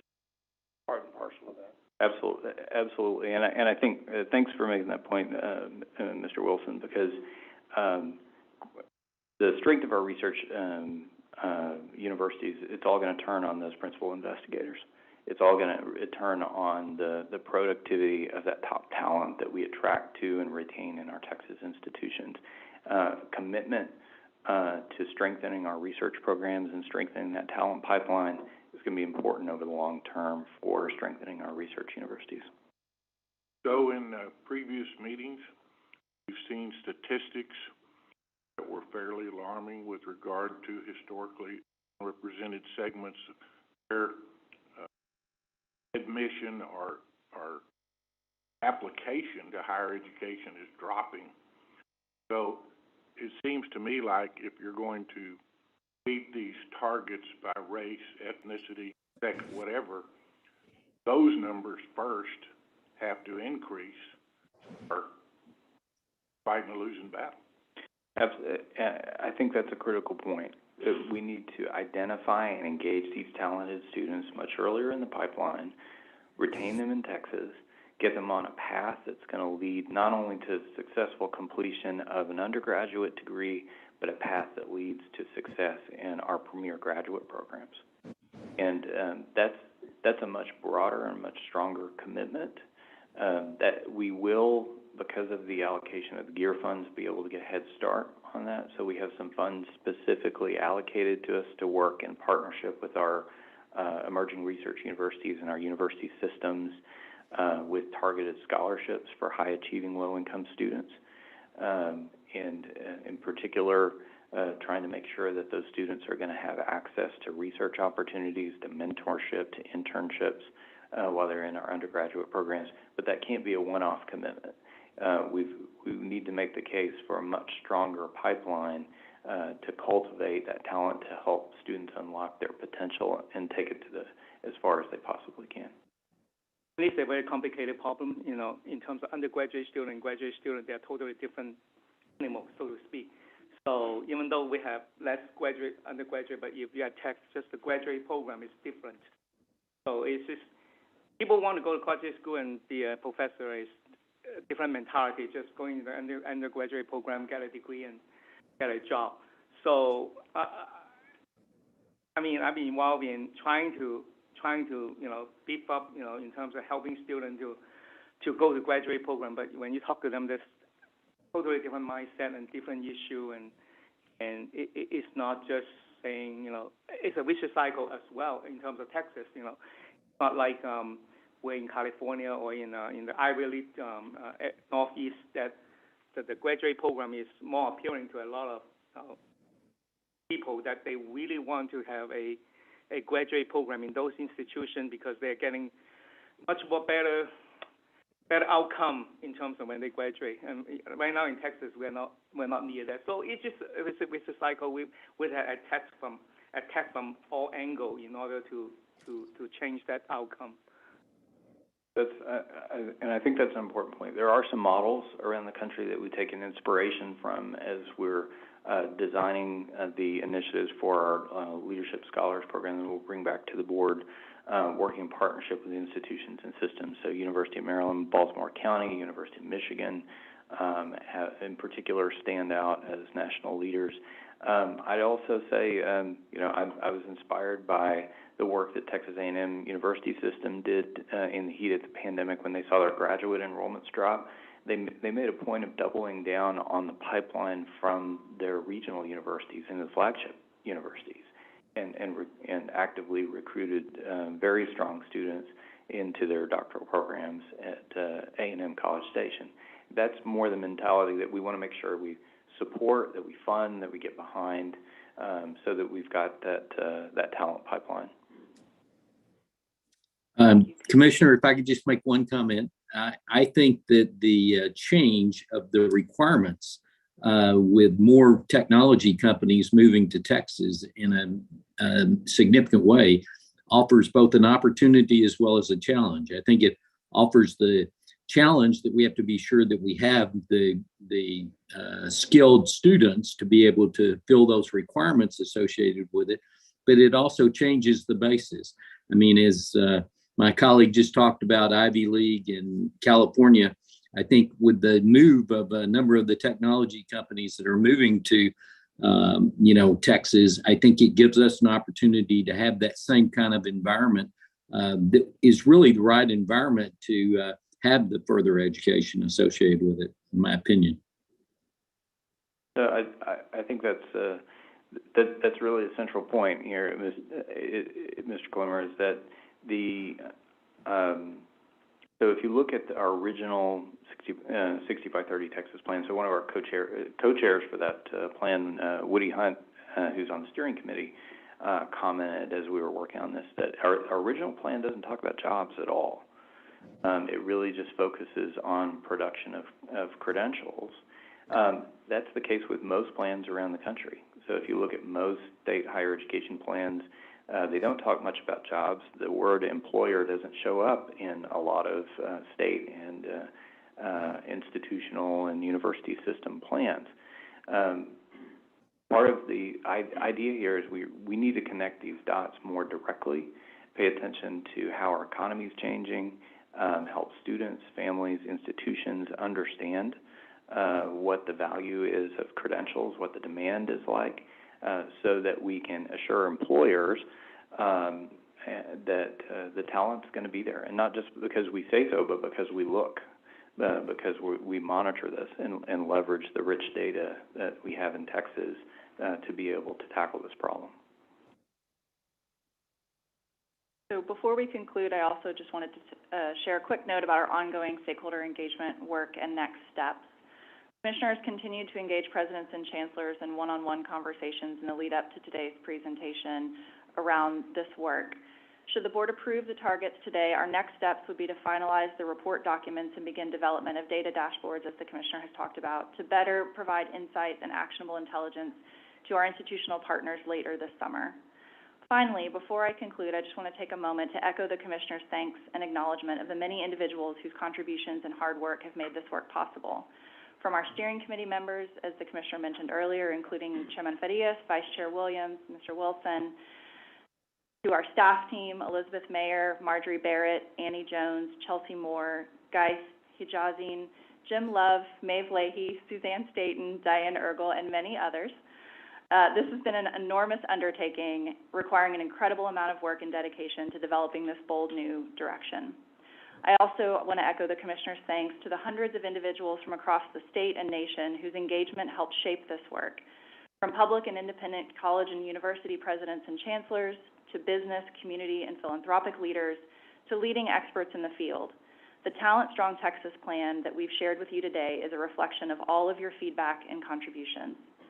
As I touched on briefly, these revisions to the plan position Texas as a national leader in ensuring all Texans can participate in, benefit from, and contribute to the unique opportunities of our great state. With that, Chairman, I will pause for any questions.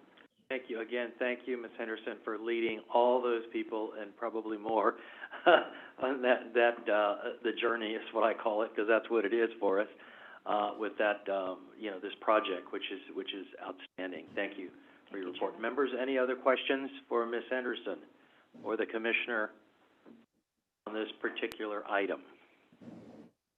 If not, do I have a motion to adopt the revised long-range master plan for higher education to be known as Building a Talent Strong Texas? I'll make the motion. I'll second. Okay, we have a motion by Mr. Clemmer, a second by Ms. Schwartz. Any discussion? Not, members, those in favor, please signify by saying aye. Aye. Those opposed, no. Motion passes, so thank you very much. Okay, next we move on to agenda item 8B is acceptance of gifts and donations to the board. Members, the gifts and donations are listed in your materials. Nicole Bunker Henderson, General Counsel, is available for any questions. Any member questions? Hearing none, do I have a motion to approve, accept the gifts and donations as listed? So moved. Motion by Mr. Torn, or by?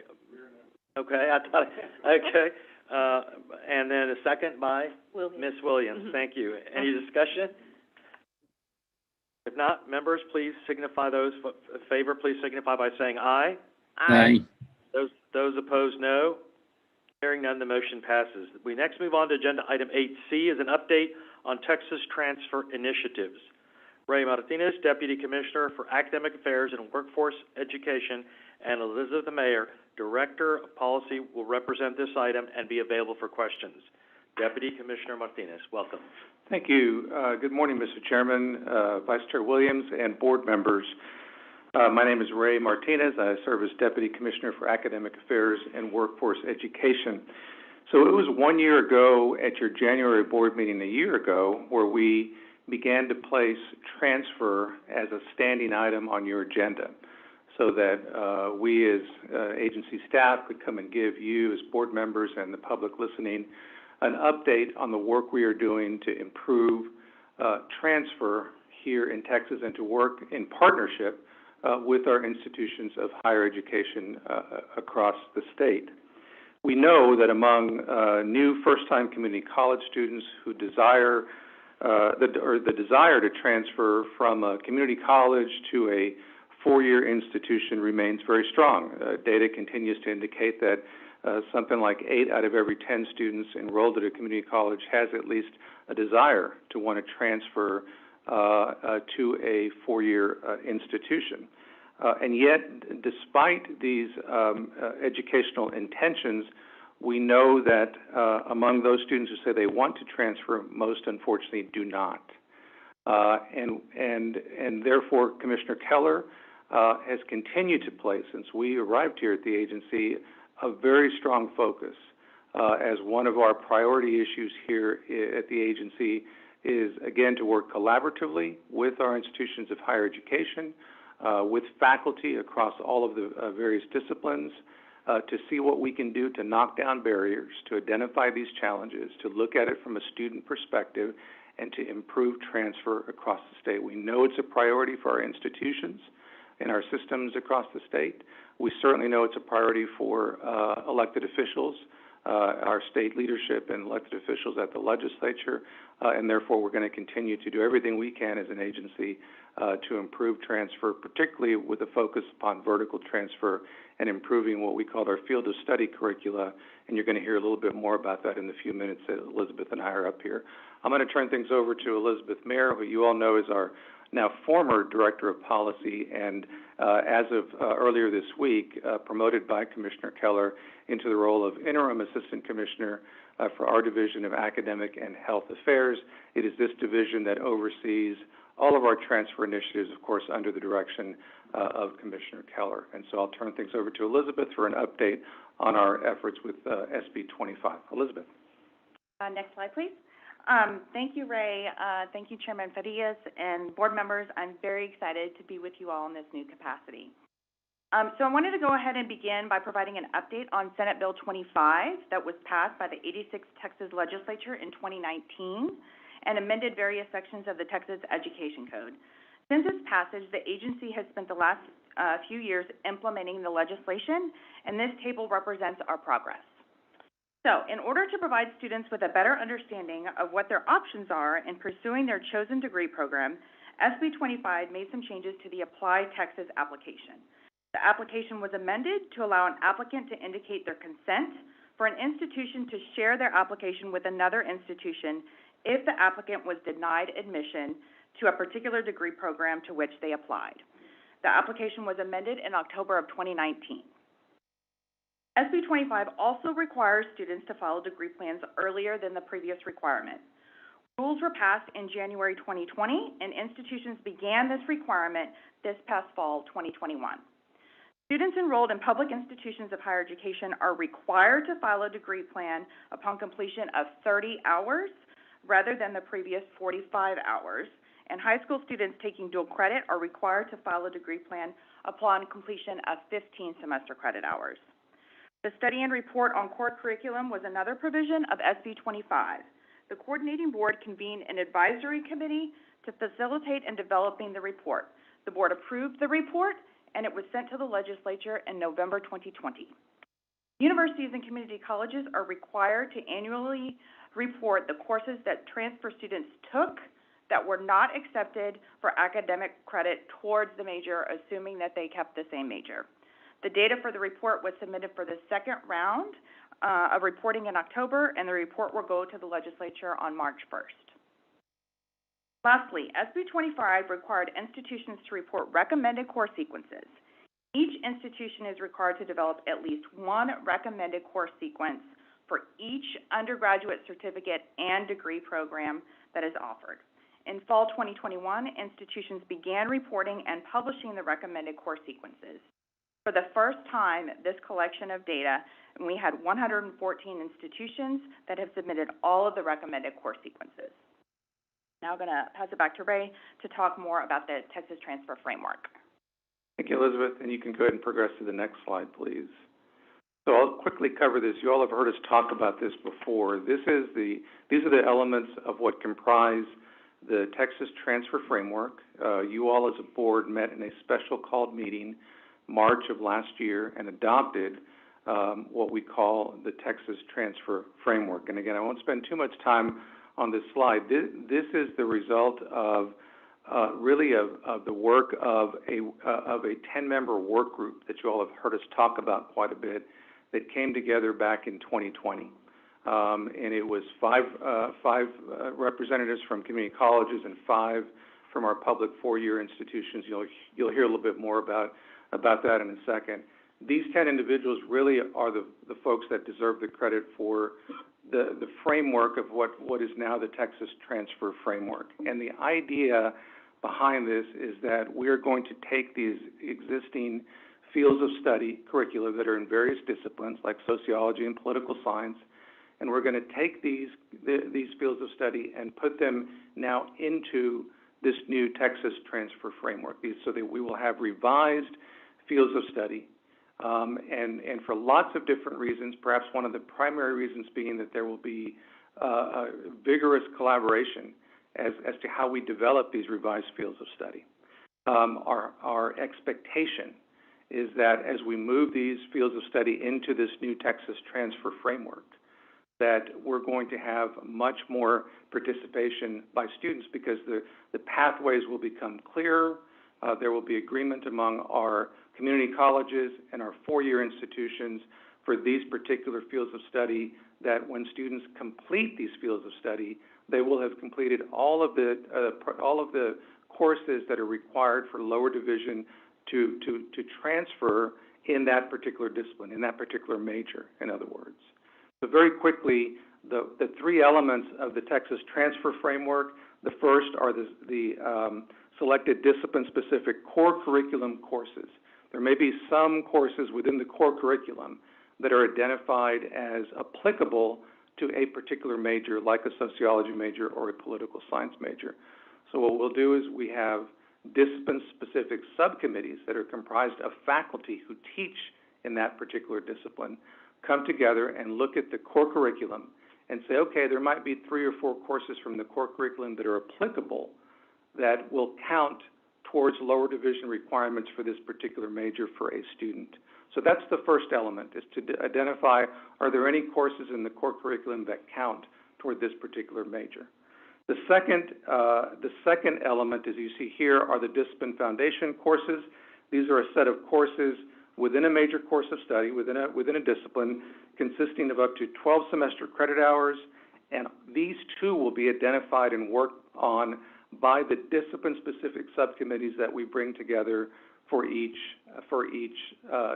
major. And again, just a quick word about that. When we decide to revise a field of study, and Elizabeth can talk about this because she's been very involved with this from day one and very involved with the 2 disciplines we've already put through the Texas Transfer Framework, criminal justice and business administration. When we do that, we will do a general call to all of our community colleges, all of our four-year institutions, and say any faculty members that teach in this particular discipline that would like to be a member of the discipline-specific subcommittee to help us identify the courses from the core curriculum, from the discipline foundation courses, nominate them, please. Let us know who they are, and we will bring together these subcommittees. And that's what we've done. For 2 particular majors, we have done that already. We had a subcommittee of about 38 faculty members, equally representing community colleges and our public four-year institutions, and they are the ones that look at the courses in the core curriculum and the major specific courses for the discipline foundation courses and decide what to recommend as part of that particular field of study. That's the process that we're using, and again, not a process that we came up with, a process that really was the work of our work group that we assembled over a 7-month period back in 2020. The final piece of this are what we call directed electives, and these are courses within a particular discipline, within a particular major course of study that will consist of at least 6 semester credit hours that are specific to each general academic teaching institution and prescribed by the faculty of these particular institutions. So the idea is that there may be, if a student wants to transfer from ACC, Austin Community College, to University of Texas at San Antonio, and they want to do so as a sociology major, and I'm sorry I keep using that as an example. I was a sociology major in college. But if they want to transfer from ACC to UTSA, there may be some courses that are specific that UTSA sociology faculty members say, we want all of our students that transfer here to be sure to take these particular courses. Well, they get to specify in the directed electives, these are the courses for this discipline that we want a student that transfers here to take. So there's a certain number of courses that the receiving institution can specify, and that's what we call a directed elective. And so the bottom line is, if a student transfers, let's say hypothetically again from ACC to UTSA, and they've completed all of the courses in that particular defined and revised field of study, then they are considered field of study complete, and the receiving institution cannot require them to take any additional lower division courses for that particular major. There may be other lower division requirements that are not major specific that the receiving institution might have for that transfer student, but for that major, if they're field of study complete, then that student transfers and has all of their lower division courses in that major accepted and completed, and they move on to their upper division courses. They only do a part of a field of study then they're considered field of study incomplete. And the receiving institution can then require them to take lower division major specific courses as they progress in that particular discipline. Probably more information than you want, but it is an important framework, and one that I'm very optimistic. We've had tremendous support from our community colleges and from our public four-year institutions, and tremendous input so far from faculty who are engaged in trying to help us to revise these particular fields of study. Yeah, Mr. Martinez, I was just going to add, no, that was good. I think the detail is important because a lot of lay people always ask questions. We get questions, board members, sometimes from legislators, sure, on those issues. So I think those are good analogies and examples that you're presenting, because really the question I have, though, is that on these subcommittees, are you getting questions from faculty saying community college X and then university Y is saying we're still concerned about the quality in terms of the rigor of the transfer? Is that become an issue? Is that still an issue? Well, I'll speak to the experience that we've had with our first two subcommittees, and it was not an issue.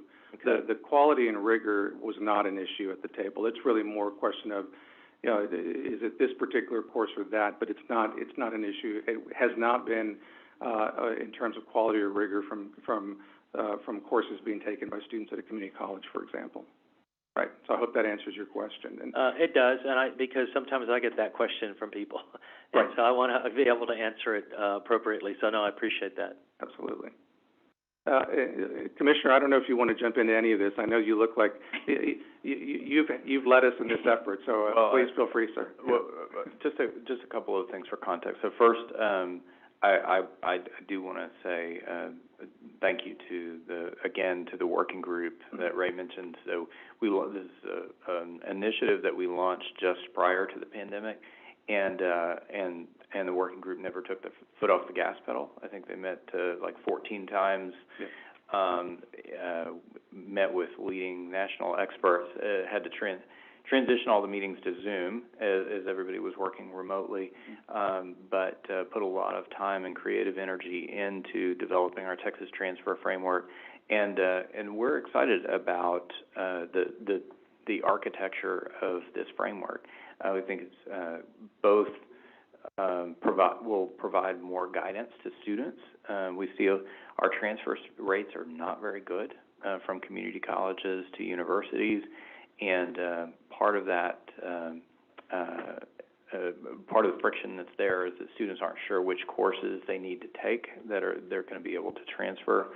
So the idea is this gives them a clear roadmap for how they could transfer an entire associate's degree, so how they could transfer 60 hours into the university. It also provides that flexibility because what we've seen with universities and where there's friction, as Ray mentioned, it's usually around one or two courses. Like, it's really important that students have taken a stats course before they come into our program, or it's really important that they've already taken econometrics or that they've already taken calculus 2 before they come into their program. So the framework's flexible enough to allow our universities to tailor their guidance to students to ensure that students are going to be ready to do the next thing.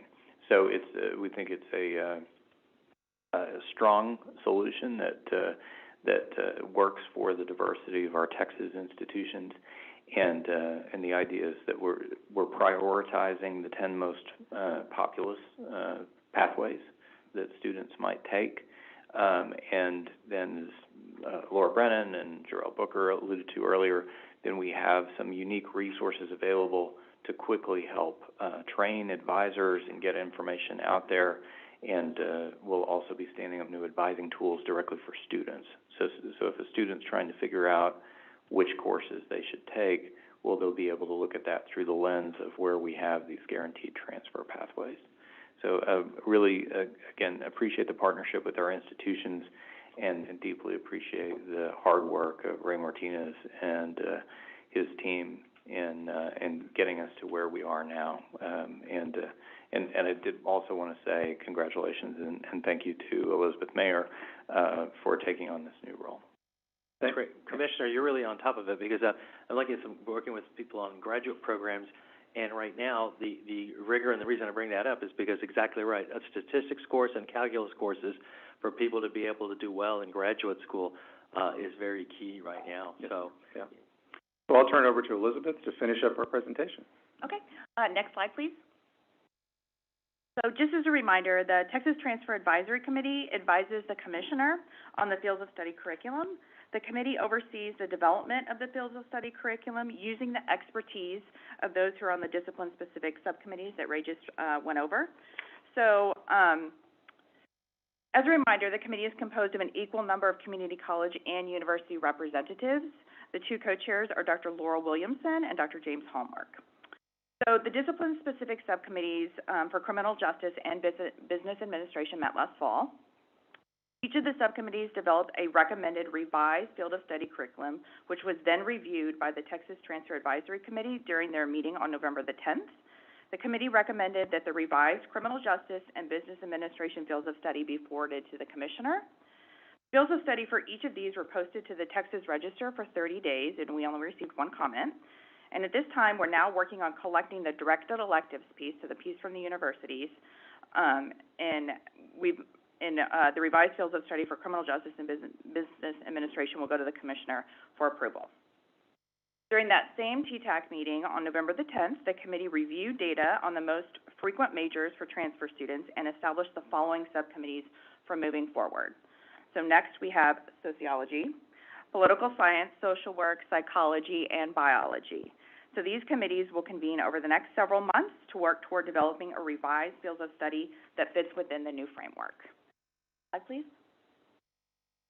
So in summary, we're working towards completing, as the commissioner said, 10 fields of study by the end of the year, and you can see there are 2 in progress that should be completed in the next few months after the directed electives are submitted. Then we have 3 subcommittees that will convene in the next 2 months and another that will convene in March. We anticipate approximately 1 subcommittee meeting each month, excuse me. And that concludes our update on the transfer initiatives for the agency, and we are open to any questions you all may have. Thanks so much. So I know that at our 2 flagship universities, and I'm somewhat have to educate me on other universities. Yes. There's a tremendous demand for freshman admission that goes unmet, often 6, 7, 8 times the number of applicants that they could admit. So I know that at least at one of our flagships, and I presume the other one, they've created these programs where they partner with a community college, and the student takes classes at the community college, maybe 1 or 2 at the main campus. They're also allowed to participate in the campus life of the main campus. And they are guaranteed that if they make a certain grade point ratio over a certain number of hours, they have admission to that university. So my question is does that exist at places other than our flagship universities, and is there that same demand at the other state institutions of higher learning, and would it make sense to create those same partnerships? I'm going to defer to the commissioner. So it does exist at some other universities, and Ray and Elizabeth may want to jump in. But for example, like the partnership between El Paso Community College and UTEP is held up as one of the premier 2-year to 4-year partnerships. They actually share the same student information system, so they just don't have some of the same issues that a lot of institutions have.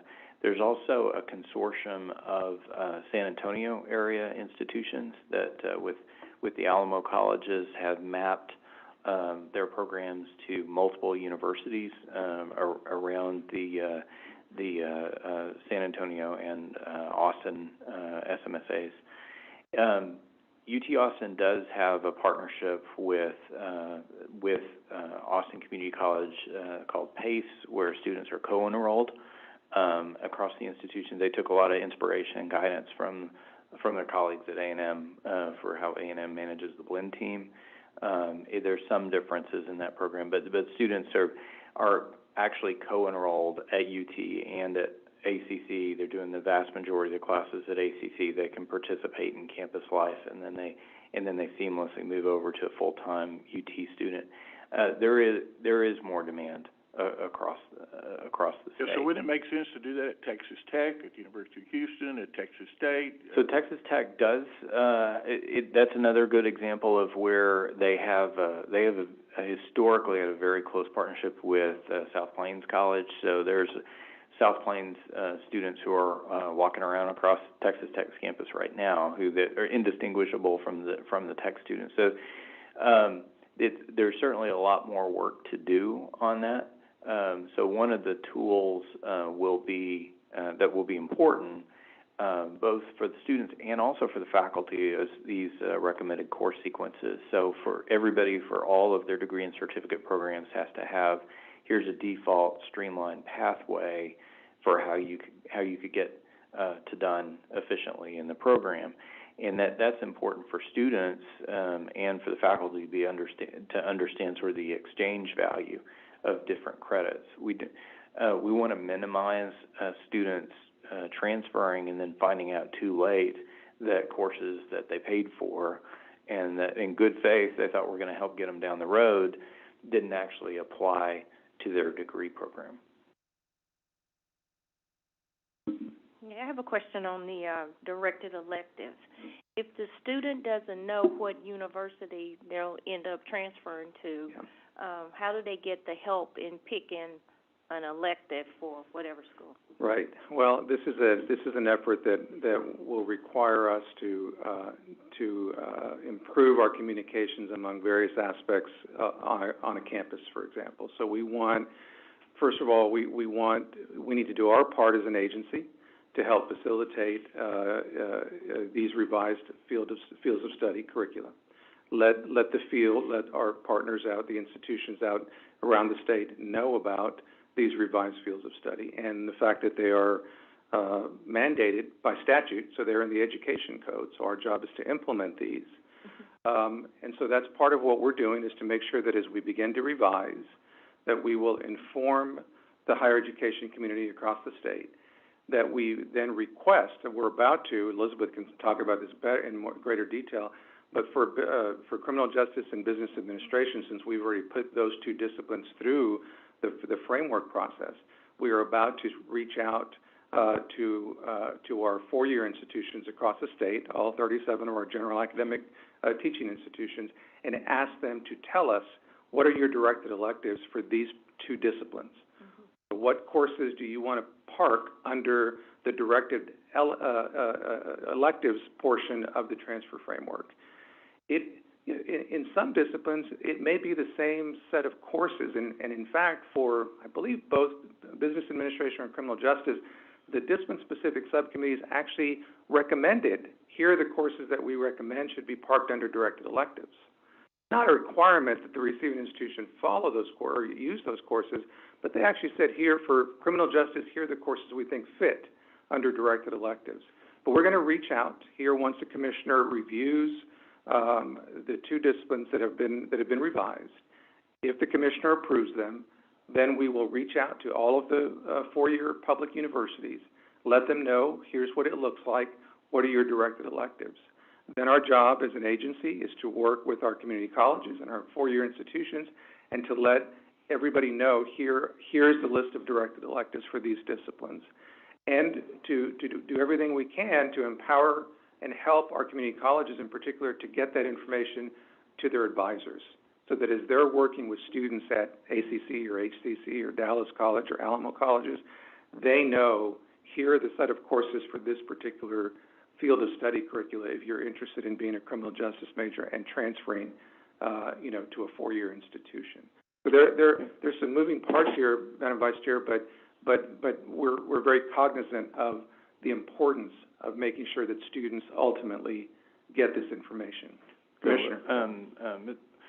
Ms. Williams, I think that you're right to hone in on that question where we're providing some flexibility. Then how are we going to communicate that to the students?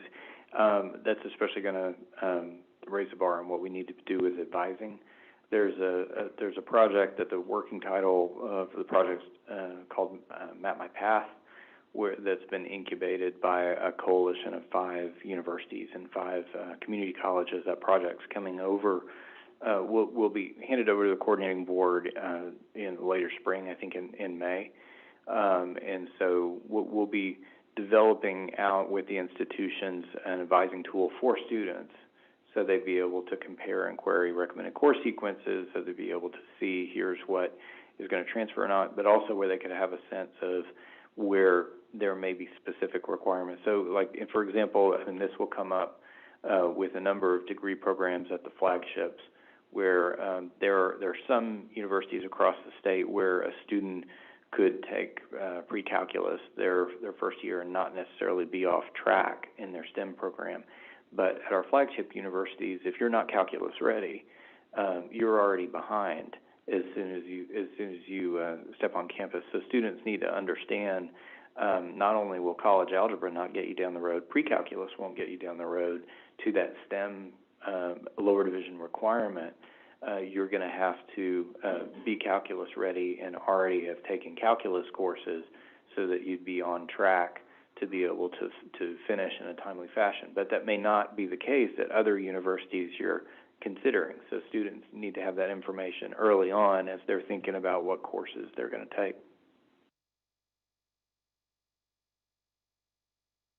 Is it feasible at some point where we would ask the legislature for support for us to develop and maintain kind of the transfer portal for all public universities? Is that, I'm sure that's no small order, but it seems like, where it's all consistent, we maintain all the data. I mean, is that feasible at all? I'll defer to the Commissioner. And that's one of the use cases for how we're thinking about, in a few minutes we're going to have a discussion about the My Texas Future initiative is where one of the important use cases is transfer students, essentially where you have transfer students entering the transfer portal, creating a profile, working with these tools, sharing their information with particular institutions that might be destination institutions. But absolutely, this is something that's going to have to be facilitated and is in the domain of our core functions as an agency. I mean, it's kind of like Applied Texas, where you fill out one form and then you can send it to the various public institutions. So it seems like long term, somebody needs to be repository for all this. Which electives qualify for this and that, and the student, make it user friendly for the students. But it would cost money to develop. But we might think about that long term.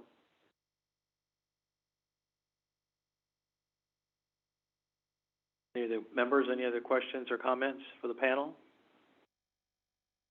Thank you, Mr. Martinez. Thank you, Ms. Mayer, and congratulations, Ms. Mayer. Okay. The next move to agenda item 8D is discussion and possible action to delegate to the Commissioner of Higher Education authority to approve a vendor and enter into contract exceeding $1 million pursuant to Texas Government Code 2261.254 for human-centered design and website development for the My Texas Future portal. Ms. Tiffany Tatum, Senior Director of Strategic Initiatives, will present this item and be available to answer questions. Tatum. Thank you. Thank you, Mr. Chair, members of the board. My Texas Future aims to provide a one-stop shop intake and college and career advising portal for all students with an initial emphasis on adult learners, inclusive of those who have stopped out of higher education without earning credentials, displaced workers who need to reskill and upskill, and military personnel, including families and veterans. My Texas Future will provide curated resources and tools for students and their families to explore educational and career paths. Ongoing efforts for the creation of the portal have been supported by the foundation to date. Procurement efforts for My Texas Future are underway, and the coordinating board team is currently evaluating vendor proposals. Since the contract may exceed $1 million and the procurement process is expected to conclude prior to the April 2022 board meeting, staff requests that the authority to select and contract with the vendor be delegated to the commissioner pursuant to Texas Government Code. Staff recommends approval, and I am now available for any questions. Members, any questions? Hearing none, do I have a motion to delegate to the Commissioner of Higher Education authority to approve a vendor and enter into the contract, into contract exceeding $1 million pursuant to the Texas Government Code 2261.254 for human center design and website development for My Texas Future portal. Again, to approve a vendor and enter into a contract exceeding $1 million pursuant, giving this delegation to the Commissioner. Have a motion? So move. Motion by Ms. Williams. Do I have a second? Second. Second by Mr. Wong. Any discussion? Not, members, please, if you're in favor, please signify by saying aye. Aye. Any opposition, no. Motion passes. Thank you. Next is agenda item 8E, is discussion and possible action to delegate to the Commissioner of Higher Education authority to approve a vendor and enter a contract, into a contract exceeding $1 million pursuant to the Texas Government Code 2261.254 for the Data Modernization Initiative Public Portal. Ms. Lori Fide, Deputy Commissioner of Data Analytics and Innovation, will present this item and be available to answer any questions.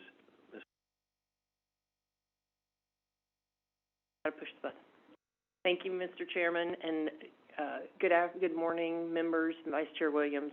As we discussed yesterday in the IDEA Committee, a key goal of the agency's data modernization initiative is to make our data available to a wide range of stakeholders in a user-friendly, intuitive, and meaningful way.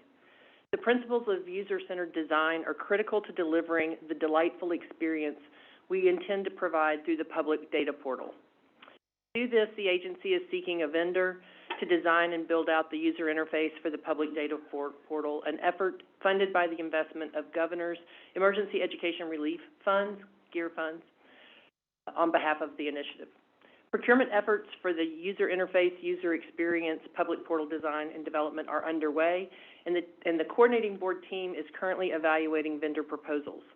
Because this contract may exceed $1 million and the procurement process is expected to conclude prior to the April 2022 board meeting, staff requests that the authority to select and contract with a vendor be delegated to the Commissioner pursuant to the Texas Government Code. Staff recommends approval, and I'm happy to answer any questions. Members, do you have any questions? It says exceeding $1 million. What's the kind of the range you expect? We don't know yet exactly because the proposals have just come in, but it will be potentially more than $1 million and less than $5 million. And Nicole can correct me if I have that wrong. Okay, for those watching, that's my understanding. Yeah, yes. For those watching online, Nicole is our general counsel. Yeah, that's fine. I just wanted, I didn't know if it was 50 million. Yeah. What no, that's a good point. Okay. Do we know the procurement terms? Is it for 1 year, 2 year, 2, 3 option years, or how long is the contract term? We've laid out a timeline in the request for proposals. Because this is a GEAR-funded initiative, it does have a time limit on it. Those funds do expire, so we'll know more as soon as we see the proposals. But the intention is to have it done within the next 9 months. And this contract is not just a phase one. This is kind of a turnkey at the end of this. Yes, it's for design and initial development, and with the idea being that we'll establish what they call in technology the pattern that allows us to continue to build out with internal resources. Any other comments or discussion questions on this item? If not, do I have a motion to delegate to the Commissioner of Higher Education authority to approve a vendor and enter into a contract exceeding $1 million pursuant to Texas Government Code 2261.254 for the Data Modernization Initiative Public Portal? So moved. All right. Motion by Ms. Schwartz. Thank you. And do I have a second? I'll second. Second by Ms. Williams. Thank you. Any discussion? Not, members, those in favor, please signify by saying aye. Aye. Any opposition, say no. Hearing none, the motion then passes. Thank you. We move into agenda item number 9. Thank you, Ms. Fay. Matters relating to the Committee on Innovation, Data, and Educational Analytics. This is chaired by Javed Anwar, but Vice Chairman Welcome Wilson will provide today's update. Welcome. Thank you, Mr. Chairman. Ask for a 5-minute break. Okay, there is a request from the chair for a 5-minute break. If there's no opposition, I will grant that request. So right now it is 11:19, and in 5 minutes we will continue on. So those online can stay on if they'd like. It'll be promptly 5 minutes.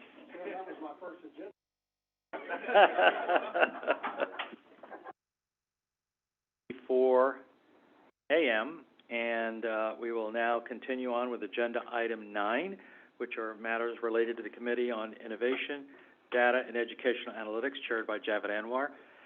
Vice Chair Welcome Wilson will provide today's update. Mr. Wilson. Thank you, Mr. Chairman, and welcome everybody on this report on the Committee on Innovation, Data, and Educational Analytics. Agenda item 9B is consideration of approval of the data report required by Texas Education Code Section 51.4033 and Section 51.4034 relating to the non-transferable credit and transfer courses. Members, due to the timing of the report collection, this report is expected to be finalized in February for submission to the legislature by March 1st, 2022. Coordinating board staff requests that the board delegate authority to the Commissioner of Higher Education to approve and submit the data report to the Governor's office and the legislature as soon as it is finalized. Dr. Melissa Humphreys, Director of P through 16 Data Analytics and Research, is available for any questions. On this, members, do I have any questions? Hearing none, is there a motion to delegate authority to the Commissioner of the Higher Education to approve and submit the data report to the Governor's office and the legislature by March 1st, 2022 due date? Do I have a motion, please? So move. Thank you. Do I have a second? Second. Ms. Williams, any discussion? Hearing none, members, when I call your name, please state whether you are for or against. Those in favor say aye, and those opposed say no. Mr. Clemmer? Aye. Dr. Frias? Aye. Mr. Gaunt? Aye. Schwartz? Aye. Mr. Torn? Ms. Williams? Aye. Dr. Wong? Aye. And myself, Welcome Wilson, aye. The motion passes. Based on this, so we will move on to agenda item 9C. All the items in 9C were approved in the consent calendar, and so no further action is needed, and this concludes our portion of the meeting, Mr. Chairman. Thank you, Mr. Wilson. The next agenda item is lunch. So we will now recess for lunch. We will reconvene in 30 minutes, and we'll reconvene at noon. It's now 11:27, so we'll reconvene right at high noon. No business will be discussed during lunch. The time again is now 11:27, and we will convene at 12 noon. Thank you.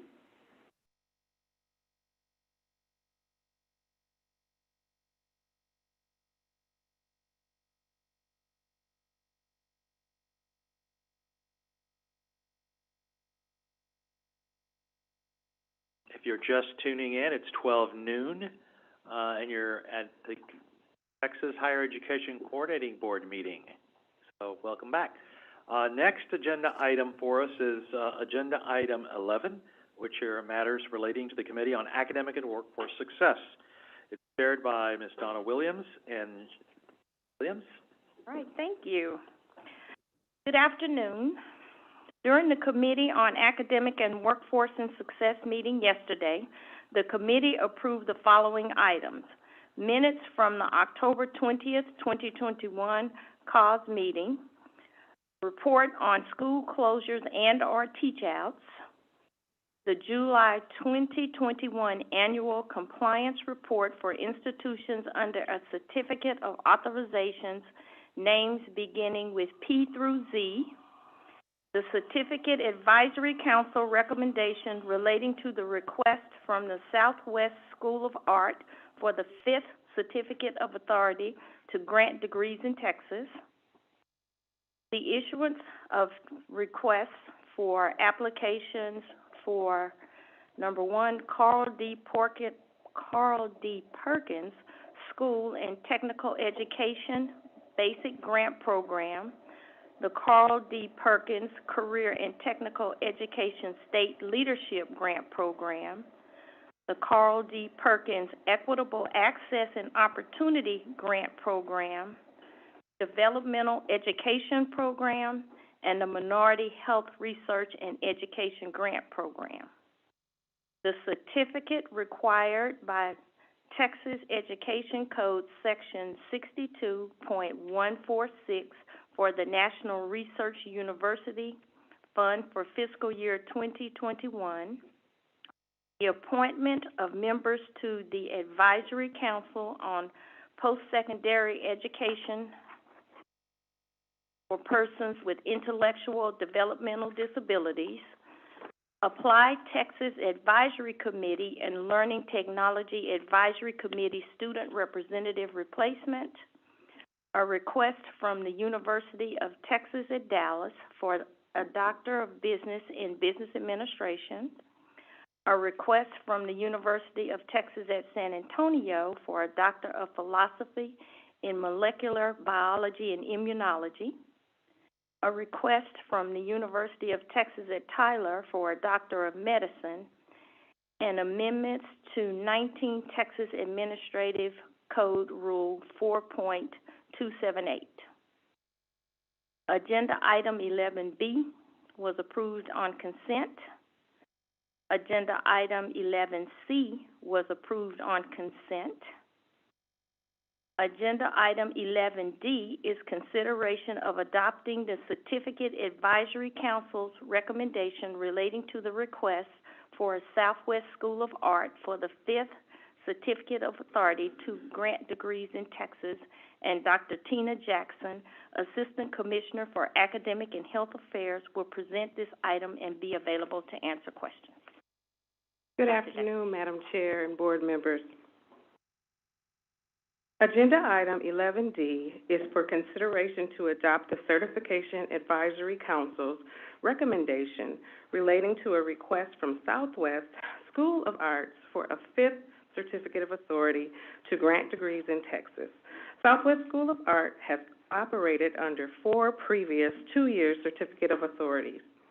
In requesting and received permission from Commissioner Keller to apply for a 5th Certificate of Authority due to the extraordinary circumstances of the pandemic, which prevented it from obtaining institutional accreditation by SACS-COC within 8 years. Southwest School of Art already holds accreditation from the National Association of Schools of Art and Design. In addition, Southwest School of Art is working towards a merger with the University of Texas at San Antonio. The merger is expected to be complete in 2023. The Certification Advisory Council recommended approval of the 5th Certificate of Authority with the following condition. The Certificate of Authority ends January of 2024, and no subsequent application for Southwest School of Art will be allowed. This is the final Certificate of Authority considered by the Coordinating Board. Commissioner Keller approved and concurred with CAC's recommendation. Your approval will allow Southwest School of Art to continue operating while it works towards a UTSA merger and subsequent inclusion with UTSA's scope of accreditation by SACS-COC. This concludes my report. All right, thank you. Members, are there any questions for Dr. Jackson? Hearing none, do I have a motion to grant the Southwest School of Arts request for the 5th Certificate of Authority to grant degrees in Texas? So moved. Been moved by Sam Torn. May I have a second? Second. And second by Dr. Wong. Is there any discussion? All in favor say aye. Aye. Any opposed? Motion passes. Agenda item 11E, 1 and 1 through 5 was approved on consent. Agenda item 11F is consideration of approval of the certificate required by Texas Education Code, Section 62.146 for the National Research University Fund for fiscal year 2021. Dr. Andrews Lofters, Interim Director for Academic and Health Affairs, will present this item and be available for questions. Dr. Lofters. Thank you, Madam Vice Chair. Chairman Farias and board members, established in 2009, the National Research University Fund, or NRUF, provides support for emerging research universities to achieve national prominence as major research universities. The coordinating board is required to annually verify and certify information about eligibility of emerging research institutions to receive monetary distributions from the fund. The coordinating board report is due to the comptroller and the legislature as soon as practicable in each state fiscal year, which usually occurs in early spring. For the 8 universities designated as emerging research universities in the accountability system that currently receive NRUF funding, the Texas Tech University and the University of Houston became eligible in 2012. The University of Texas at Dallas became eligible in 2018, and the University of Texas at Arlington became eligible in 2021. The institutions that have met NRUF eligibility received annual funding that has ranged from $6.4 million to $9.5 million per year, with an average of $8.1 million per year over the last 8 years. To receive NRUF funds, an emerging research university must meet statutorily established benchmarks that include $45 million in restricted research expenditures for 2 consecutive years. In September of 2021, the commissioner reported to the Comptroller of Public Accounts that the University of Texas at San Antonio had restricted research expenditures above the threshold of $45 million in fiscal year 2020, and that it could reach eligibility through the review of 5 programs as provided for in Texas Education Code 15.43. If the institution again met the criteria in fiscal year 2021 and receives favorable program reviews, the institution would be eligible for fund distribution in fiscal year 2022, pending the outcome of a statutorily required audit conducted by the State Auditor's Office in fiscal year 2022. The University of Texas at El Paso reached the required restricted research expenditures benchmark in fiscal year 2020, but has not achieved the additional required benchmarks to become eligible for NRUF funding in fiscal year 2022. The NRUF certification report will be completed once all emerging research institutions submit certified data to the THECB for this purpose. The certification report is expected to be finalized in spring of 2022. THECB staff requests that the board authorize the commissioner to submit the NRUF certification report for fiscal year 2021 to the comptroller and legislature as soon as it is finalized. That concludes my report on this item, and I'll be happy to answer any questions. Thank you. And yesterday in committee meeting, we did discuss that if a university met the criteria for the monetary criteria, but they didn't achieve the criteria for the other 5 marks, that they could continue applying until they could get the full, until they met all the criteria. So just because the University of El Paso didn't make it this time, they still have an opportunity to continue trying. Right? That's correct. That's correct. All right, thank you. Are there members, are there any questions for Dr. Lofters? Hearing none, do I have a motion to approve the certification required by Texas Education Code 62.146 for the National Research University Fund for fiscal year 2021? May I have a motion? So moved. Second.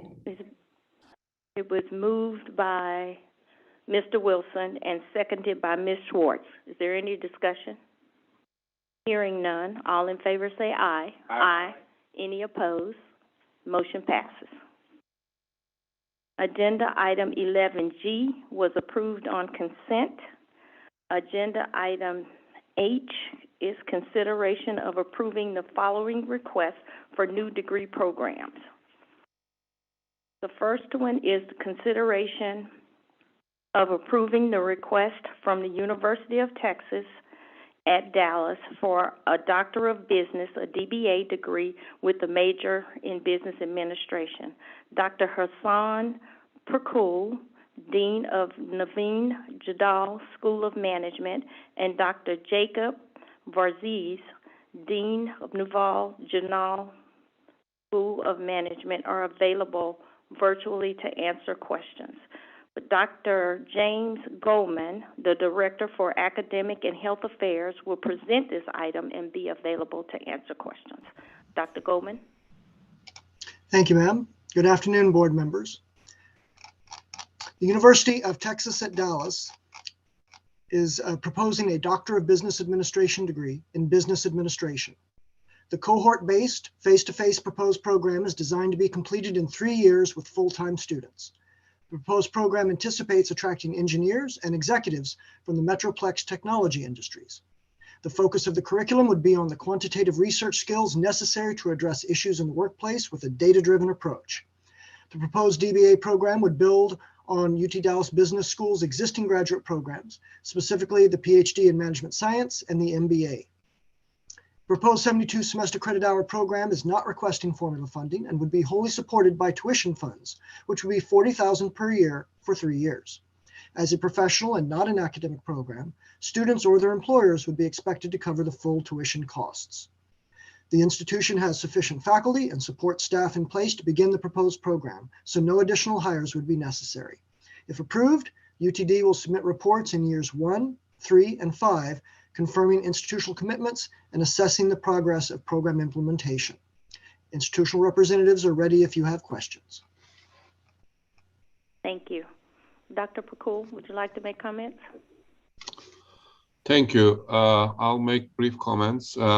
This is my name is Hassan Pirkul. I'm the Dean of the Jindal School of Management and at UTD. And this program is a 3-year program with 24 students attending at the steady state. We intend to graduate roughly 78 students a year. It is designed for technical managers or VP level or director level technical managers in firms. The degree focuses on business problem analysis and business problem solving. So it does require a good deal of math, and the ideal candidates would have undergraduate degrees in typically computer science or engineering. We have many technology companies in the Metroplex and many such managers. So there is I think a big market for this. The students attending the degree program will improve their skills of analysis and their performance in their jobs. Furthermore, upon their retirement, they can actually, if they so choose, go into academia and contribute significantly, because we do need in academia folks with actual practice, knowledge of practice as well as theory. So from our perspective, from our school's perspective, we are very much interested in this program. This is financially a modest program. It really is not making any difference for us financially, but we are very much interested because we believe that this will get us closer to the corporations, and it will get our faculty working on real life problems, which in our opinion, in the business school is very important. So this is what we are looking for in return, our service to the corporations. The program will pay for itself, and we hope that it will shape the tone of research at our school for many years to come. Thank you, and if you have any questions, I will be happy to answer. Thank you. Members, are there any questions for Dr. Goldman or for either of the two institutional representatives? Hearing none, do I have a motion to approve the request from the University of Texas at Dallas for a Doctor of Business, a DBA degree with a major in business administration? I'll make the So moved. motion. Oh, go ahead. So I have a motion by Mr. Clemmer, and may I have a second? I second it. And by Dr. Wong, second by Dr. Wong. Is there any discussion? Hearing none, all in favor say aye. Aye. Aye. Any opposed? Motion passes. Congratulations. Thank you. Thank you. Thank you. Agenda item 11H is consideration of approving the request from the University of Texas at San Antonio for a Doctor of Philosophy in Molecular Biology and Immunology. Dr. Astrid Cardona, Chair, and Dr. J. Seishu, Graduate Director, and Dr. Mbika Muthar, Vice Provost of Graduate Studies and Dean of the Graduate School. Dr. Muthar is joining us virtually. They're here for questions and answers, but Dr. David Silver is going to, Dr. David Silver, Dean of College of Science, is available for questions and answers as well. I think Dr. Goldman is going to present this item. I have a lot of doctors here. Sorry about that. Yes, thank you, ma'am. The University of Texas at San Antonio is proposing a Doctor of Philosophy in Molecular Microbiology and Immunology. The proposed 66 semester credit hour PhD program would focus on scientific study of microorganisms that cause disease and the host immune response to them. If approved, the proposed face-to-face program would prepare students in basic and translational microbial products, vaccines, novel components, and strategies to prevent transmission of diseases and advance public health policies for the state of Texas and the U.S.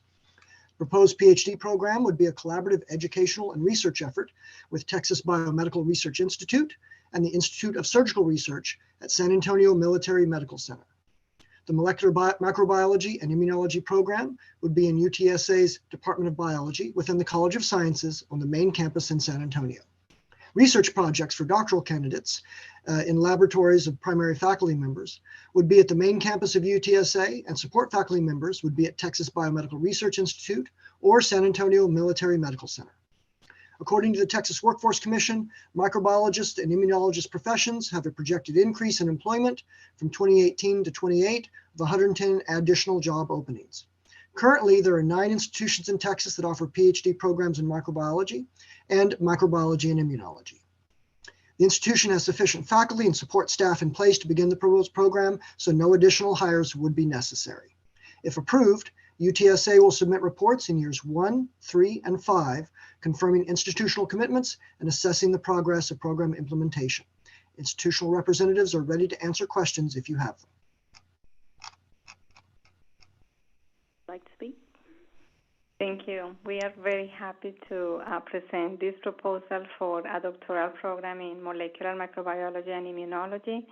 UTSA is now recognized as a research-intensive Carnegie R1 status, and therefore the expert faculty that we have on campus and the strong partnership that we have with faculty at Texas Biomed and the San Antonio Military Medical Center will provide outstanding training, education, sponsorship for our students that will become the future faculty, scientists, able to help us tackle very important problems as we can witness right now going through this pandemic. And the impact to the students is that direct connection with the faculty that are doing active research in these entities. And as it was mentioned, we hope that we'll be able to fill the gap in the workforce with the need of PhDs specialized in various areas of microbiology and immunology. The program, the students will be covered for their stipend and their tuition by the different research programs that the faculty have. And therefore we think this is going to be a great benefit not only to the local community, but of course nationwide. Texas contributes to the education of the next generation of scientists. Dr. Seishu. So in addition to Dr. Cardona's presentation, I want to add that UTSA, or University of Texas San Antonio, is one of the public universities in South Texas that's catering to a lot of our students from South Texas and San Antonio. And that's a very important source for training our next generation of scientists in STEM areas, especially from underrepresented minority communities. And this is, something that we are dependent on the pipeline of students that come through our undergraduate programs, master's programs, and then building on to our PhD programs. And again, this is also important in terms of the talent pipeline that we need to have in the future for our state in terms of providing expertise and also being able to lead programs that will prevent infectious diseases in the future. Thank you. Thank you. Members, were there any questions for Dr. Goldman or for any of the institutional representatives available? I just want to thank Dr. Cardona and Dr. Seishu for appearing in person. To me, when you appear in person, shows that what you're asking for is important. It gives us a better chance to interact with you personally. I think it's an important step to anyone that's applying for this program, for it to be important enough for them to show up in person. So I want to thank you for doing that. Thank you. Thank you. Anyone else? Hearing none, may I have a motion to approve the request from the University of Texas at San Antonio for a Doctor of Philosophy in Molecular Microbiology and Immunology? So moved. Have a motion by Dr. Frias and a second by Ms. Schwartz. Is there any discussion? Hearing none, all in favor say aye. Aye. Any opposed? Motion passes. Agenda item 11H3 is consideration of approving the request from the University of Texas at Tyler for a Doctor of Medicine, an MD. Dr. Sue Cox, Planning Dean, School of Medicine, Dr. Brigham Willis, MD, both are available for questions and comments, but Dr. James Goldman will present this item and be available to answer questions as well. Dr. Goldman. Thank you, ma'am. The University of Texas at Tyler is seeking approval to offer a Doctor of Medicine degree program beginning in fall 2023. The proposed program would require completion of 173 semester credit hours and would be offered face-to-face to students in Tyler. Students would engage in clinical experiences and clerkships within the UT Health East Texas system. The proposed program would enroll up to 160 students during the first 5 years and would offer an emphasis on public health disparities in rural communities with the goal of addressing unmet medical needs in East Texas. The proposed program would prepare students for careers as physicians. The Association of American Medical Colleges projects a shortage of between 54,100 and 139,000 physicians by 2033. This shortage will continue to impact Texans. The Texas Department of State Health Services projects that Texas will face a shortage of 10,330 physicians by 2032. With the number of medical school applicants exceeding available spots in Texas and across the nation, UT Tyler's proposed program could help reduce the expected physician shortage. In Texas, there are 11 fully accredited programs and 4 programs with preliminary accreditation. The proposed program at UT Tyler would be the 16th medical school in Texas. Texas ranks 47th in the nation in the number of active patient care physicians per 100,000 population. In accordance with the institution's proposed hiring schedule, UT Tyler would hire 146 faculty in its first 5 years of operation. The institution would hire 46 faculty to start in fall 2023, 36 faculty to start in fall 24, 22 faculty to start in fall 25, 21 faculty to start in fall 26, and 21 faculty to start in fall 27. The institution will seek accreditation for its MD program from the Liaison Committee on Medical Education. Institutional representatives are ready for comments and questions. Dr. Cox, would you like to make comments? I think I'll let our founding dean, our inaugural dean, if you'd rather. I'd be happy to. Thank you. My name is Brigham Willis. I'm the honored to be the founding dean of the School of Medicine at UT Tyler. And thank you to the board for having me. I would love to be there in person, by the way. And I'm not quite in Texas yet. I'm moving there in a week. So I promise all future meetings I will be there in person because this is incredibly important. Just a few comments. Everything that was said so far was absolutely on point. But Tyler's embedded in the north, in the upper East Texas region, and has lower levels of income and education compared to the state. Higher chronic disease burden. 20% of the population are uninsured and without access to quality care. There's a severe physician shortage, even more than in Texas, in East Texas, and no medical school in the entire region.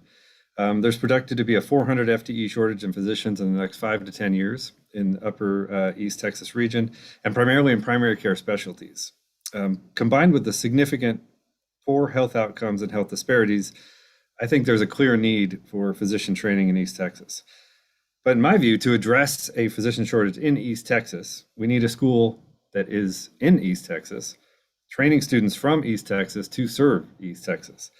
So UT Tyler School of Medicine will be expressly community engaged in the region and embedded, and will recruit students primarily through pathway programs built in partnership with local East Texas universities and junior colleges, and will focus intently on producing top quality physicians for East Texas.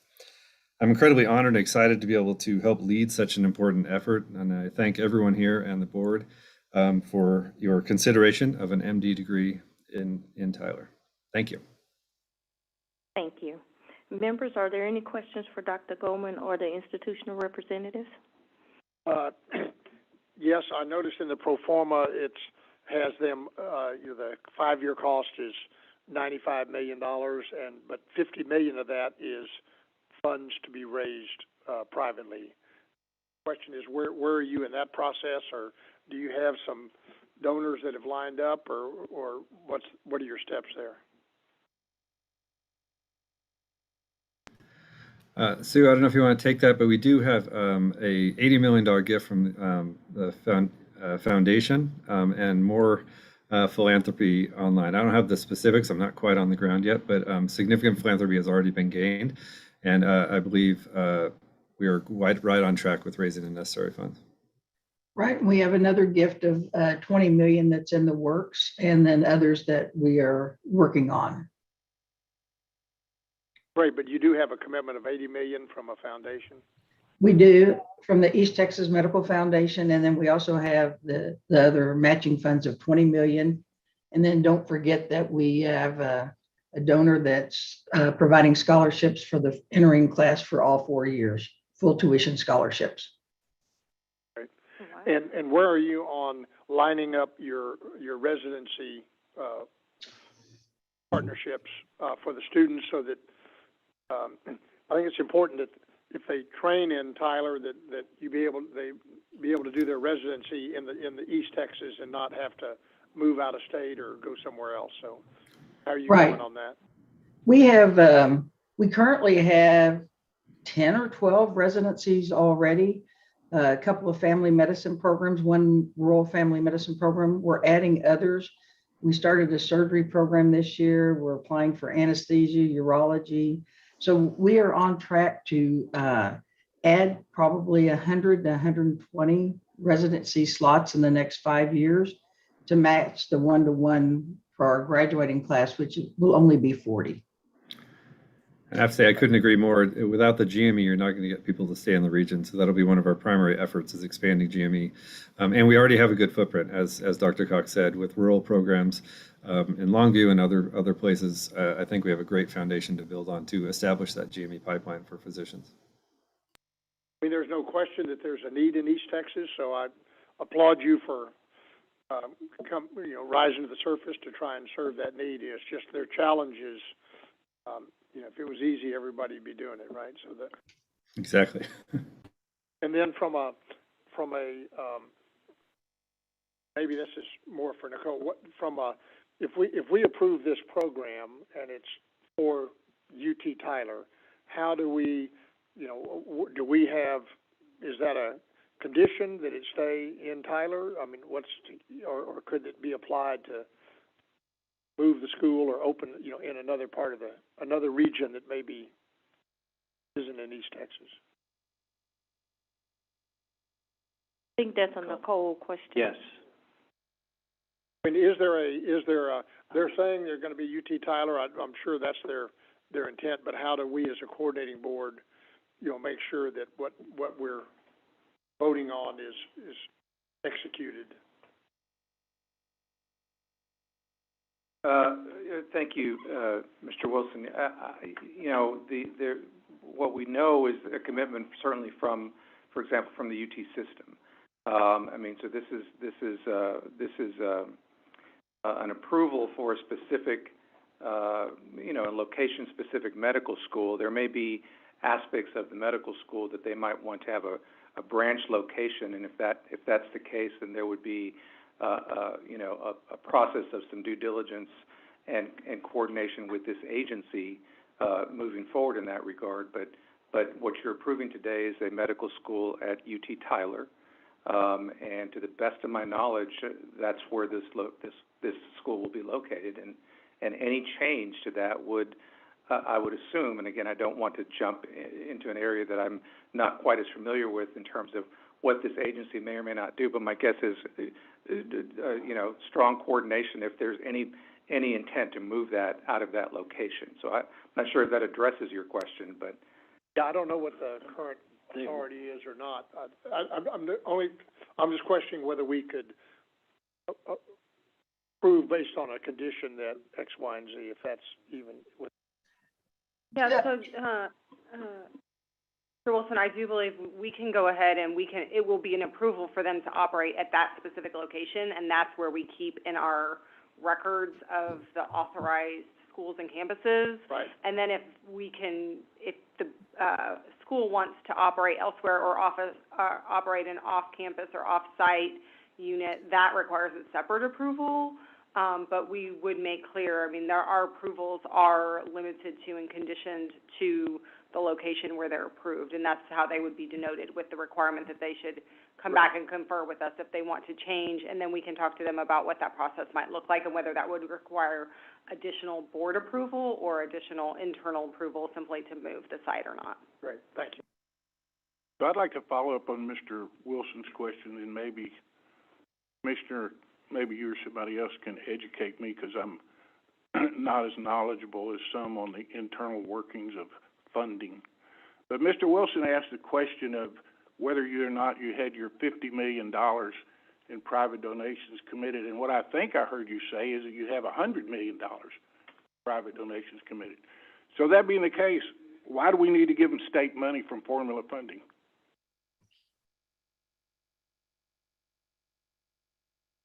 So this is in general when we said, well, there's a priority for the state in setting up programs.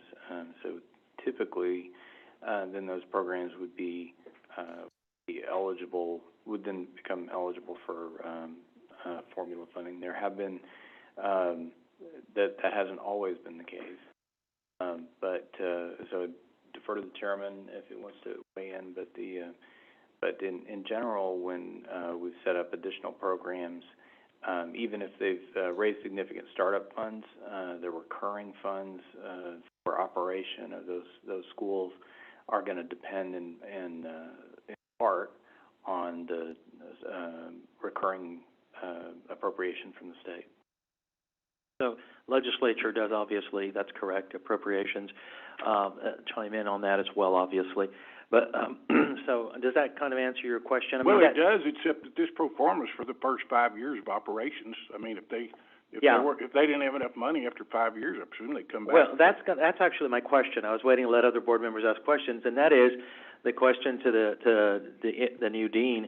Is that if we look at the numbers, and going along with what you're saying, Mr. Torney, you're starting with 40 students. In year 5, you're going to have 160 students as your proposal. That's a big number in terms of looking at facilities and looking at residency programs, as Mr. Wilson said. It is very tough in the state of Texas to get residency programs, well-established residency programs. I know the area very well, studying it for many years here, and I will tell you this is an aggressive goal, which is good to have aggressive goals and want growth. But I will tell you that is going to be a tough hill to climb. Jumping from 40 students in terms of, I know you're well prepared for faculty, and yesterday we spent a lot of time on this topic. And again, I'm in favor of the program and the needs and all that. So I've studied this for quite a while, and I have many colleagues and friends that live in the area. And yesterday we had a robust discussion on this. But my question is, we look at it from the students' perspective as well, obviously, in terms of the growth and being ready to have a program of the highest quality to be able to make that jump very quickly. And I know that you've thought of this, and so those are kind of comments I have in reference to the funding and the preparation of having a pro forma. And we're coming from the point, you got to realize that having approved programs specifically like these, whether it's vet schools, dental schools, or medical schools, the proposals always look great, but the fact of the matter is I'm revisiting right now with programs that we've approved over the last 5-6 years, and it's not always coming out like people thought it would. And we're responsible. Our responsibility is for the state of Texas and taxpayers. And when you're looking at formula funding, it's important for us to look at all these avenues from the lens, the perspective of a taxpayer of the state of Texas. And maybe not as much from administrative side as you and other folks that have come before this board over the years to be able to ask for these. So I think, Sam, you're asking the same question that I had in a different way, but I know I want your comments. So I think you get my point, right? Can we clarify something? We will by nature have 160 students in 5 years because it's 40 a class, but we are not increasing the class size to 160. Yeah. We're graduating 40 students per year. Yeah, I think it's a little bit of a confusion. Yeah. No, I understand that because you're talking about first year, second year, third year, fourth year. No, I understand that. Because then you say the graduates in the fourth year, you have 40 students graduating, and then the way it's written here, that's that we have. Then 40 years for the fifth year, 40 students in the fifth year. But every year it's going to be that amount. You'll have the whole school. I understand. You'll have 160 students at the time. But no, thanks for clarifying that. But it is tougher than you think. 40 is, that's a lot of lifting to get, maybe for the first year or two, but it's right. But I'm talking about when you have the whole 160 is what I meant by year 5. So, but thanks for clarifying that. I understand that. But when you have 40 students, 80 students in a school running a program, and then when you have your full capacity, will be 160 total at the medical school. And I'm assuming you're going to have probably master's programs and other areas in research, obviously. Yeah. But I'm just wondering about the allocations of that, and I think to Mr. Torn's question about the formula funding and the need of that. And so obviously we want you to be very successful, but just from history, I think our point, you can appreciate that, is that when we revisit and look at other medical schools or dental schools, other health profession schools in the state, there are some issues that do come up, and so sometimes we do have to step in, and we just want to make you aware of that because, and I know y'all are, but just publicly, just to let you know that there's a lot of great preparation that's gone into this work, and again, I totally support it. I think it's great for Texas, great for East Texas, and then again, my key point again is your primary goal is to have primary care physicians, which is a great need for not only the area, the whole state, but to concentrate on the fact that we can't assume that that's going to happen because the medical students, as we all know, choose residencies for different reasons and different areas, and I know that you're emphasizing that, and that's what the need is. But don't be surprised, as you probably know as educators, that students may not pick those particular areas at the end of the day because of student debt, because of different situations, happen. And so just, I know you're aware of that, but I want to emphasize that because, like I said, we've had some issues in the past, and we're learning as well as we approve programs. And we want to be able to kind of on the front end remind you all that is a concern from some institutions now. And as you know, in our state, there's 4 institutions that are still newer and they're undergoing accreditation processes, and so all that plays a role into this. Absolutely. What is your plan? What is your plan for recruiting medical students from the region, a lot of whom may not have even be thinking about a medical degree? Do you have a kind of a robust program to find the smart kids and talk them into going to medical school from the neighborhood? Yes, sir. A lot of those points I was hoping to comment on because I'm extremely excited about this. Just a little background. I have been a part of 4 different startup medical schools at this point, so I'm well aware of the challenges. So I'm excited about this opportunity. I can say the way UT Tyler is set up to start a medical school is unique among all the startup medical schools that I've been a part of, and that's why I was so excited to join as founding dean. The existence of a robust and incredibly healthy health science center in Tyler is a huge benefit. I've started a number of medical schools without that, and you have to partner with other institutions, and there's not enough GME support and infrastructure, and so we have that. We also have an incredibly strong undergraduate campus with a basic science faculty. There's a community that I have rarely seen such support for the beginning of a new medical school, and so for me, all these different things are coming together to suggest a very strong foundation for success for this medical school within the community of Tyler.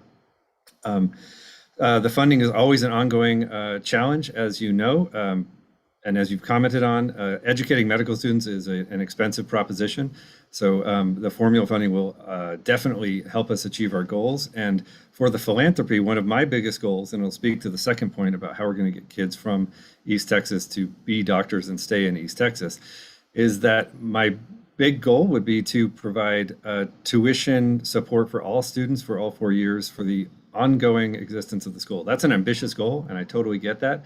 But with the amount of community support and just excitement that I've seen, I think I would be very excited to work toward that goal. How do we get kids from East Texas to stay in East Texas? My current role, which I'm coming to Texas from in about a week, is at University of California, Riverside, which is a school very similar, I would say, in mission to what we're trying to achieve in UT Tyler, which is a community engaged and embedded school that recruits students from the region to stay in the region to focus on primary care for an underserved community. And the way we do that there is have an express admissions philosophy and student support philosophy that gives credit and support through pathway programs and robust partnerships with local East Texas universities and junior colleges to recruit kids, even starting in middle school and high school, to get them the idea that you can be a doctor, come to the junior college, have early acceptance programs from those local universities, and then engage those kids to become medical students.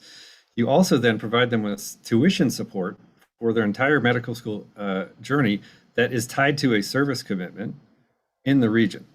So they get the tuition support to be able to stay in East Texas, and if they choose to leave, which you're totally right, lots of students, stuff changes and they want to do something different, then it can convert to loans or other forms of support. But the idea is to have a pathway all the way from middle school all the way through becoming a medical student that is supportive of the student experience, have a low debt load, and encourage GME programs to focus on primary care specialties. So I think the combination of all the different elements that are on the ground in Tyler, which to me are unique for startup medical schools that I have been a part of, combined with our plans to really engage with the community and serve that community, make this, for me, an incredibly exciting opportunity.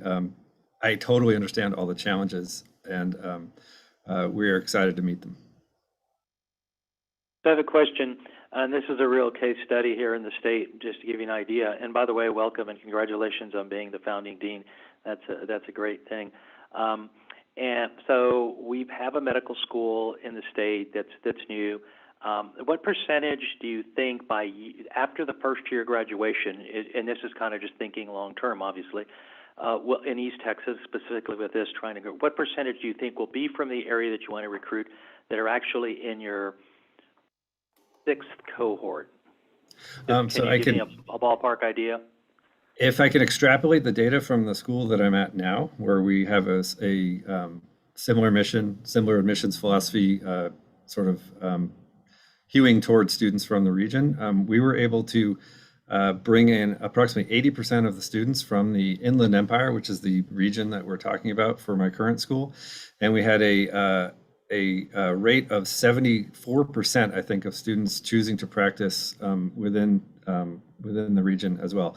And we have the same problem where the GME programs are not sufficient and students have to leave. But because of the mission scholarship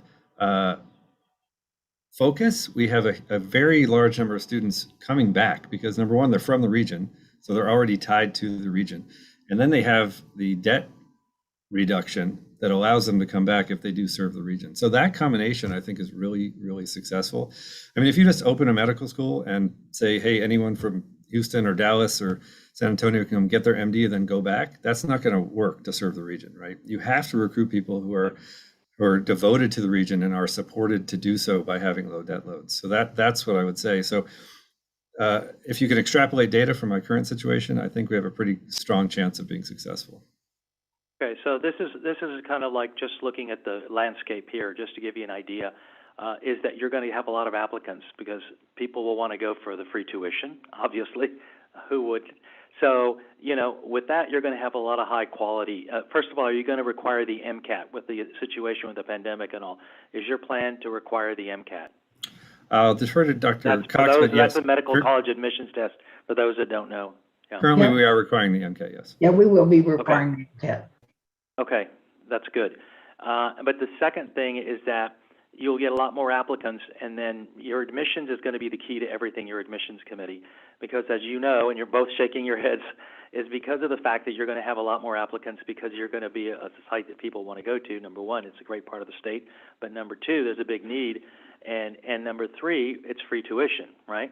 And you're going to do it for all 4 years, so that's very unique in the state. And the other thing is, with that, that makes it a little bit more challenging to reach that goal when you think about it, right?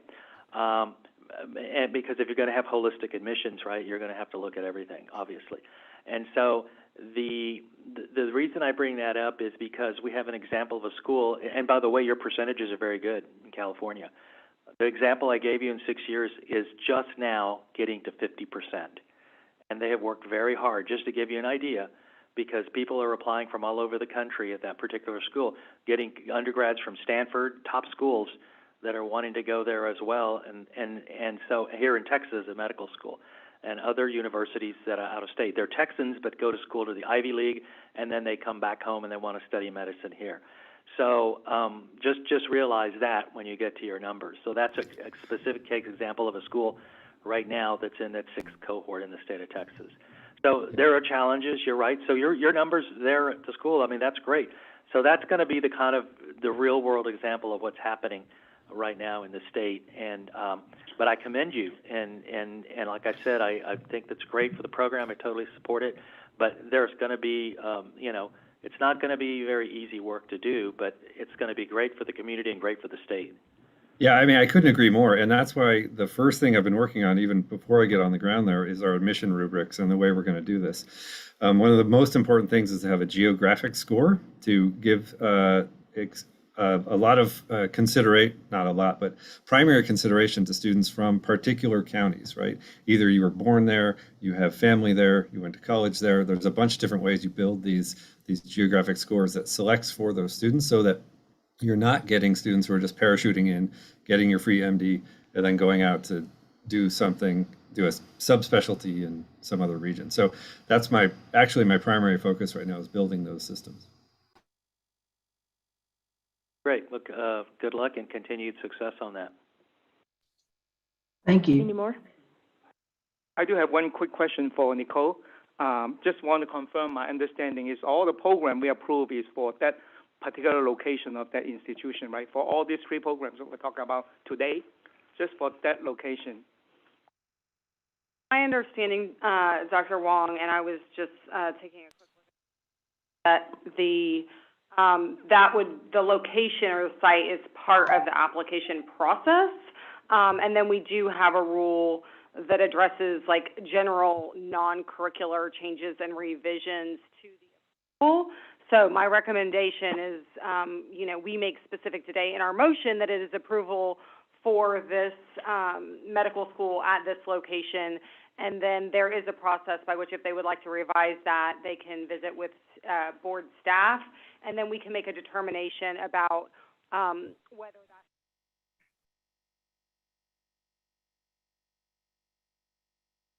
Mike's acting up a little. Okay, here we go.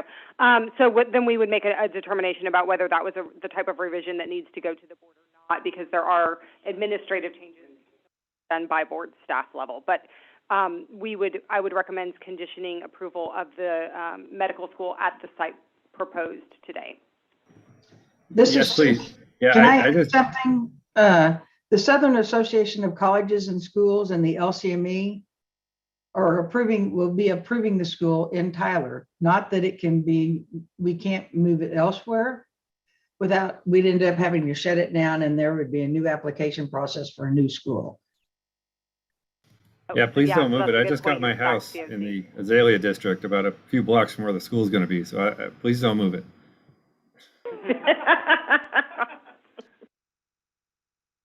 Any more? So I want to say to the dean, thank you for your presentation. You sold me.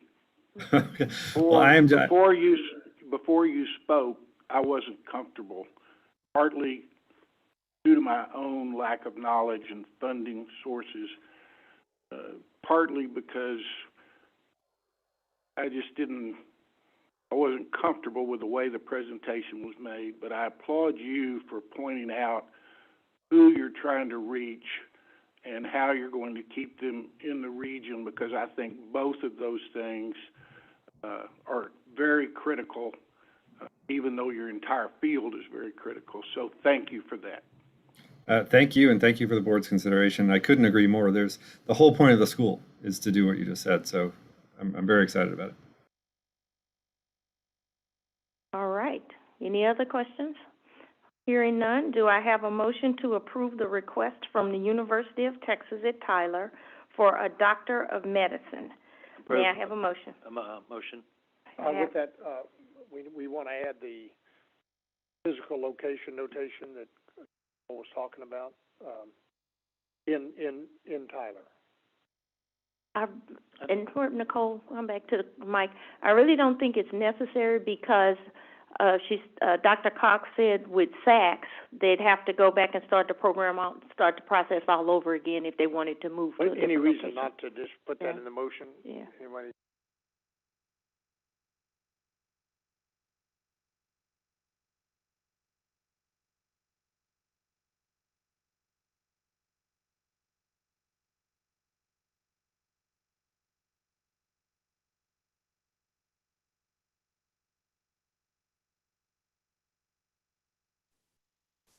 I'm not able to hear you. There you go. And can we also request that staff bring them back, say, in 2 years? I think that's part of it give already. us an update, or I don't know if that's part I of think a motion. they're required to do that, Mr. Wilson. My understanding is every 1 year, 3 years, I believe.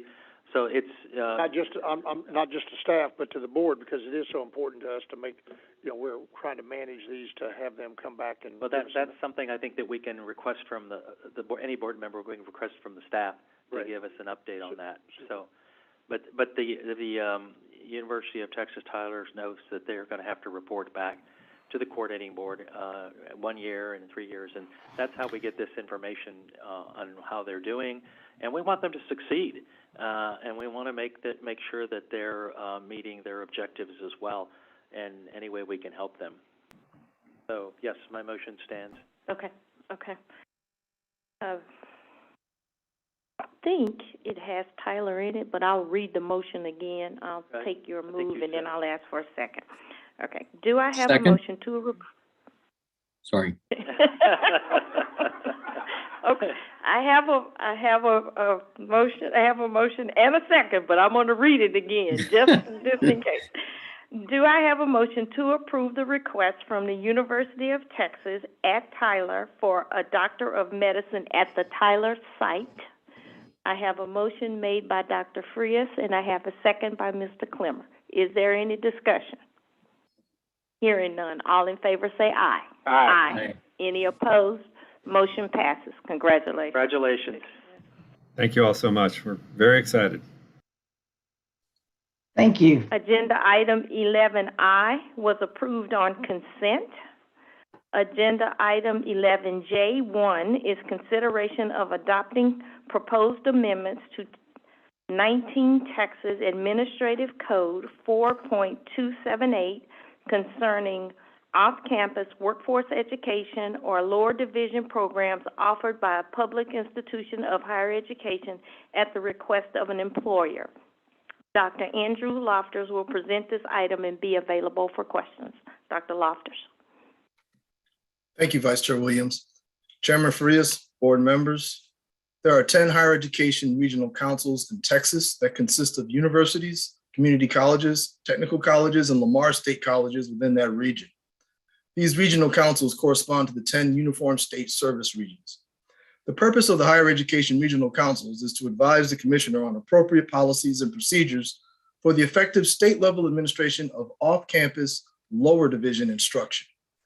The proposed amendment to Rule 4.278 clarifies criteria that must be in place for a public institution of higher education to offer credit or non-credit off-campus workforce education or lower division programs at a site requested by an employer without higher education regional council approval.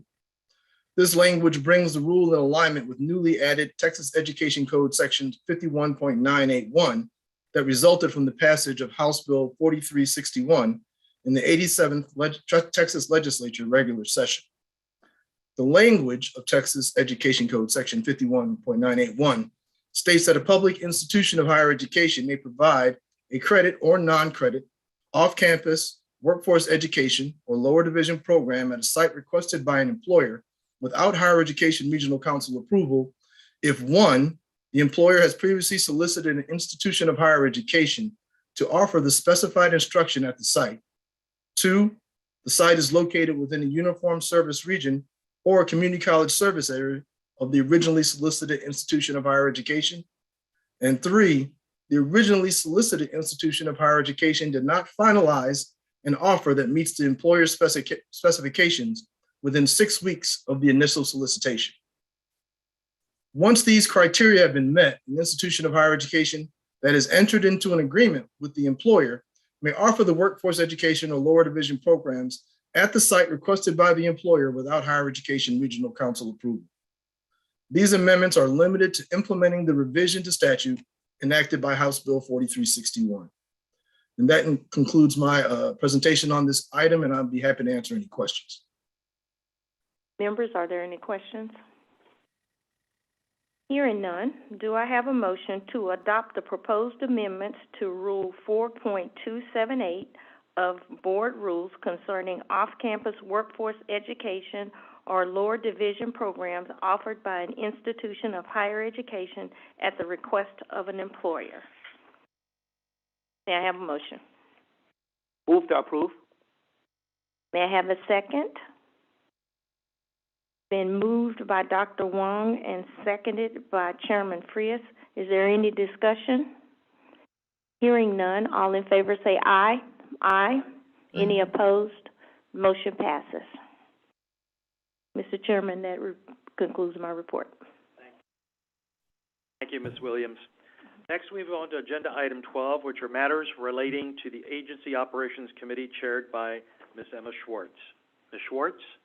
Good afternoon.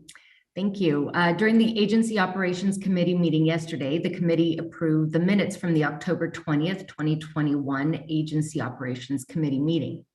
The committee also received a report on grants and contracts, a review of the fiscal year 2022 financial report, a discussion of an audit report on the distribution of the National Research University Fund issued in November 2021 by the Texas State Auditor's Office, a discussion of approach for obtaining an external quality assurance review of the internal audit and compliance monitoring functions, an update on internal audit reports and activities, and an update on state and federal compliance monitoring reports and activities. Agenda item 10B is a report on grants and contracts, including those exceeding $1 million. This item does not require any action. Members, the reports were included with the agenda materials that you received prior to the meeting. And Ms. Linda Natal, Director of Contracts and Grant Management, is available if you have any questions. Hearing none, then that concludes the Agency Operations Committee agenda. Thank you. Good, nice and efficient. This concludes our meeting. Do I have a motion to adjourn? It is 1:01 p.m. So moved. You sound surprised. Well, not by this efficient board, I'm not surprised. Thank you. We have a motion to adjourn from Ms. Williams. Do I have a second? Sure, second. Second by Mr. Torn. Thank you. Members, all in favor, please signify by saying aye. Aye. Any opposition? Hearing none, the motion passes. Thank you all very much. Have a great afternoon.